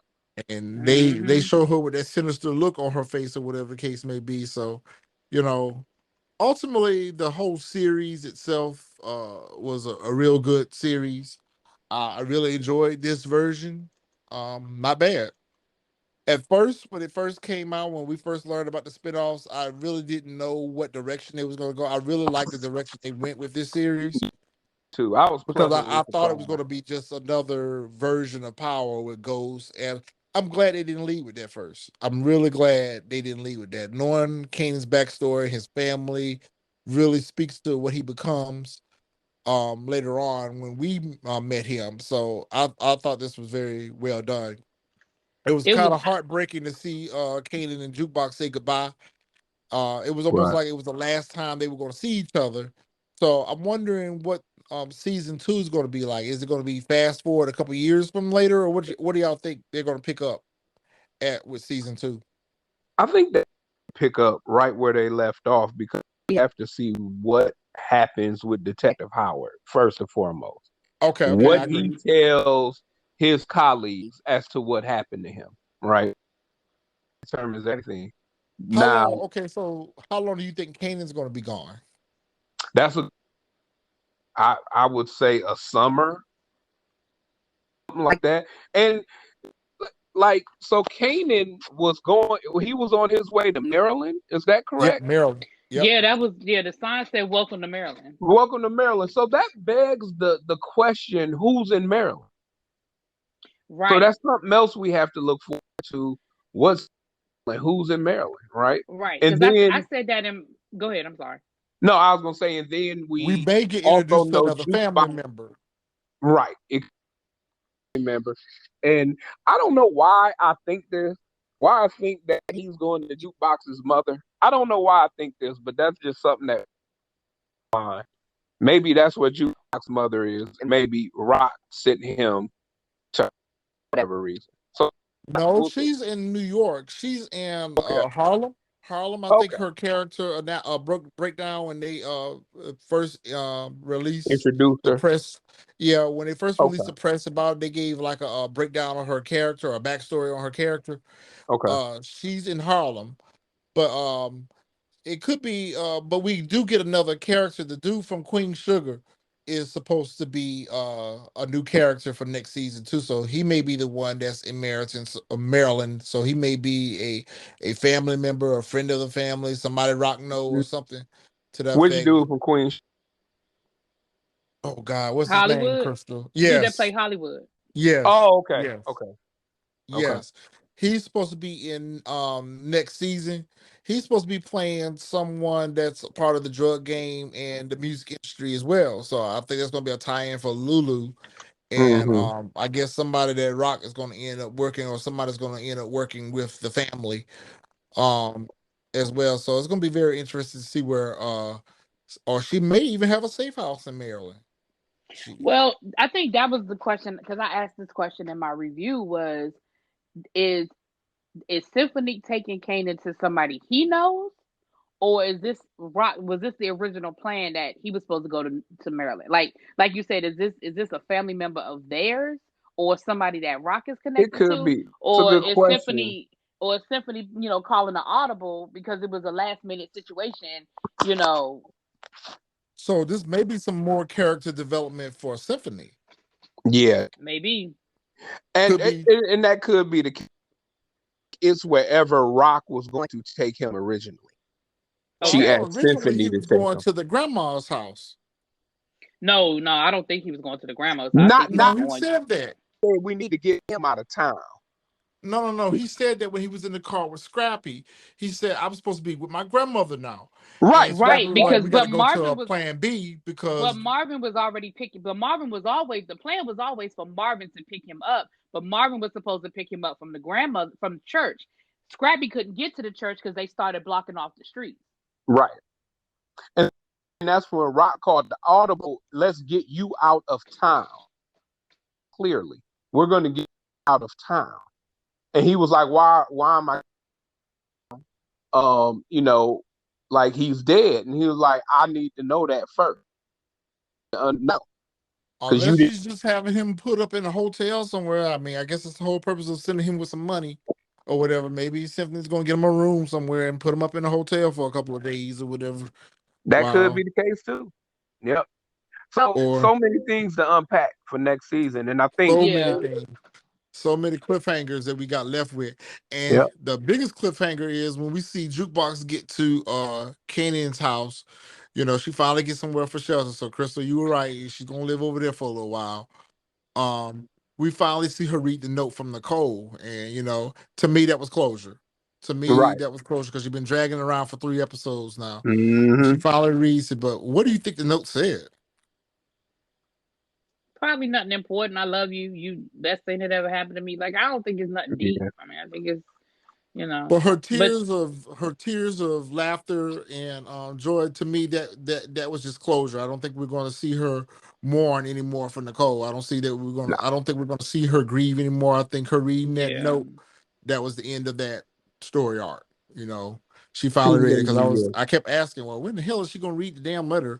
And so she finally read it, and I think that was her closure. And it goes off. So, like I said, ultimately, I was very pleased with the season. Like I said, I wasn't really too pleased with this particular episode. I wanted it to be a little bit more action, but I guess that's why they gave it to us in 7, 8, and 9. They gave us all the action in 7, 8, and 9 because they had to give us this filler episode to kind of close up some things, leave us a few cliffhangers, and kind of set the story arc for where we're going to start off in next season. And you're right, T. We're probably going to start off right where we left off at because Power is good for that. That's one of the things that me and Crystal was always frustrated with Power, especially in season 6. They never let time pass. And I was hoping that with this writing, this particular writing team, they seem to pass time quicker than the other Power did. Show. Like time just sits still. Right. like what's going on? Like, how can a whole season happen in a day? Like, what? They yeah. need Right. more. And Exactly. all the events that happen in the season happen in a number of days. I'm like, well, damn, y'all had a Yeah. fucked up week. Right. Yeah. Exactly. Because I think the original Power, the timeline for that series was 6 months. I think they said it was 6 months. That whole series was 6 seasons, so each season was a different month. And I'm like, oh, this should have been a couple of years. Because I mean, Right. And, it was 6 years for us to watch it, and the and series like was written in 6 and months. and how possible is that? Because you got people like Tariq, who was a They had baby 4 or 5 birthdays on the artist, show. and in Yeah, they six had 4 or months 5 he had birthdays on the show. right, and in 6 months on and deep voice, go to college, like he was like in 8th grade when we first saw him. So And Yeah. the crazy part about this, look how many characters we lost in that shorter time frame. I mean, we right, lost so many characters from season 1 all the way down to season 6. Like, damn, was somebody dying every day? You know, we lost Right. a lot of characters and got introduced to a lot of new ones too. So, I'm hoping that if we do start off where we left off with, that they'll accelerate time there shortly thereafter. We'll get a fast forward to a year later at least, or it's something like that. a summer later, like you know Right. what I mean. At least a season later, And the you same know, thing with flip a these calendar. characters too. Not so much with the adult characters, but with Jukebox and Kanan. They're going to age during the time that the show is in Yeah, production for the new season. So at the least, we could think of it being a year. Right. So Right. yeah, I think I agree. I think we're gonna do either two things. I think either it's gonna pick up right where we left off, or it will fast forward and we'll get or some flash flashbacks. back to where we left off. Because I agree. I could see this being like a month later or 2 months later, and they're bringing Kanan back, and then we're getting flashbacks as to what And happened. Detective Howard But has been recovering. I mean, because you got to think about it. The type of surgery he had in losing a lung and a kidney and a spleen, he's going to be in the hospital for quite some time recovering. So I could see 2 months later, and he's in recovery, and Kanan's coming back and whatever. And Rock finds out in this time frame that he's alive, and now she's trying to figure out how to uh clean up this mess. I'm just hoping that we don't spend the whole season 2 where we're at right now. I want some no, I time to don't think we'll pass, do yeah. that. I mean, we know Power is good for that, so I agree with y'all about that. But I think maybe we may especially get. with the new characters and stuff coming in. I want there to be some time to have passed, at least a couple of months. You know, We'll so see. So T, when do you Yo, think we're gonna probably get a new season? Because we know we have book 2 starting next month, mm-hmm. and we then I got think is Tommy next? I think Tommy Tommy's is next. next. Tommy's Yeah, next. that now. I would Well, this is my imagine. question: is BMF has to fit into this time slot now going forward? So to me, I feel like we're not. I don't understand why we would get another Power while BMF is still on. Like to Because it's me, two different. It's two totally different. I mean, it's the same show, but it's different shows. Like it's not the same.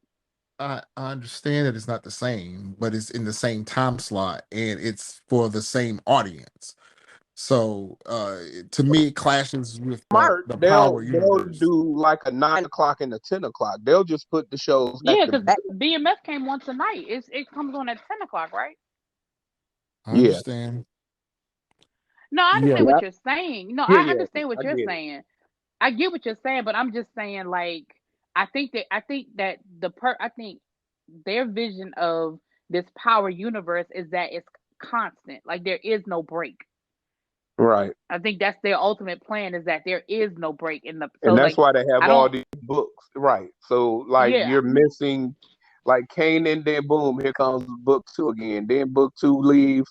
Boom, here comes Tommy. book 3, Tommy, and then I mean book 4, Tommy, and then once Tommy gets that, boom, here comes Kanan, and then after Kanan, boom, here comes Tate. Like so Yeah. I mean, yeah, I understand what you're saying because after watching and not to go off on a whole nother tangent, but after watching BMF last night, I understand what you're saying because it's the genre is just way too close.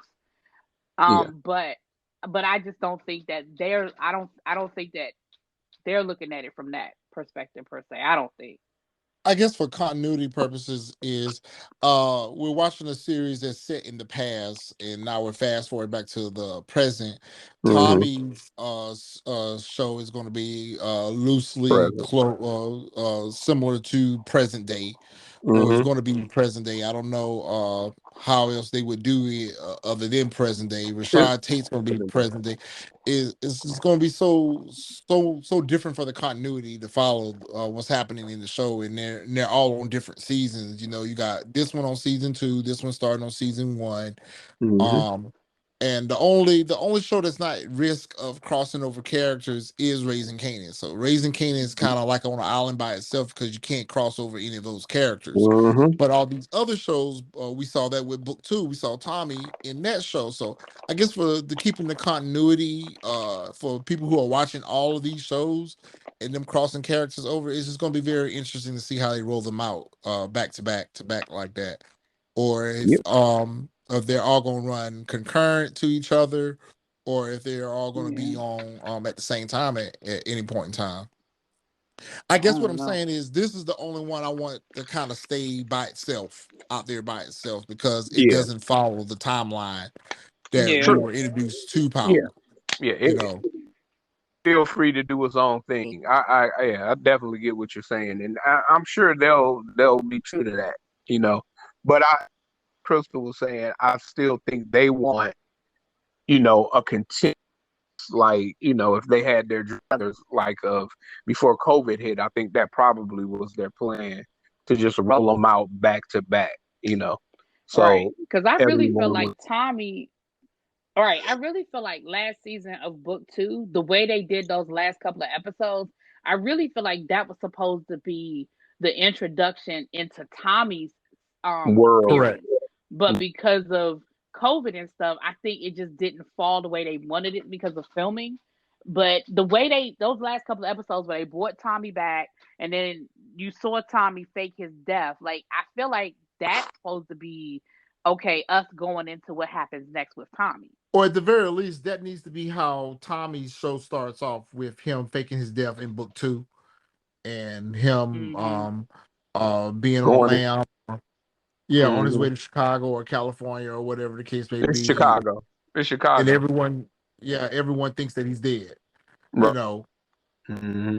that's the way I want to see it, because for there, I'm following the continuity. If I'm a person who's watching all of the series, and I know that in book 2 he faked his death, I'm going to want to see that in his series. You know, I'm going to I want to see the answer to that in his series. You know, and then go into his story from there. And then and I don't know how they'll tie Tommy's. I don't know what's going to springboard Rashad Tate's story. I don't know how they can springboard that, because it seems like to me with book 2 they use that to springboard Tommy's story. Okay, so now we have something touch point that says, oh, okay, Tommy faked his death in book 2. So in book 4, we're going to see Tommy getting out of that, wiggling out of getting caught up in New York and back in Chicago now, or whatever. But I wonder how they're going to springboard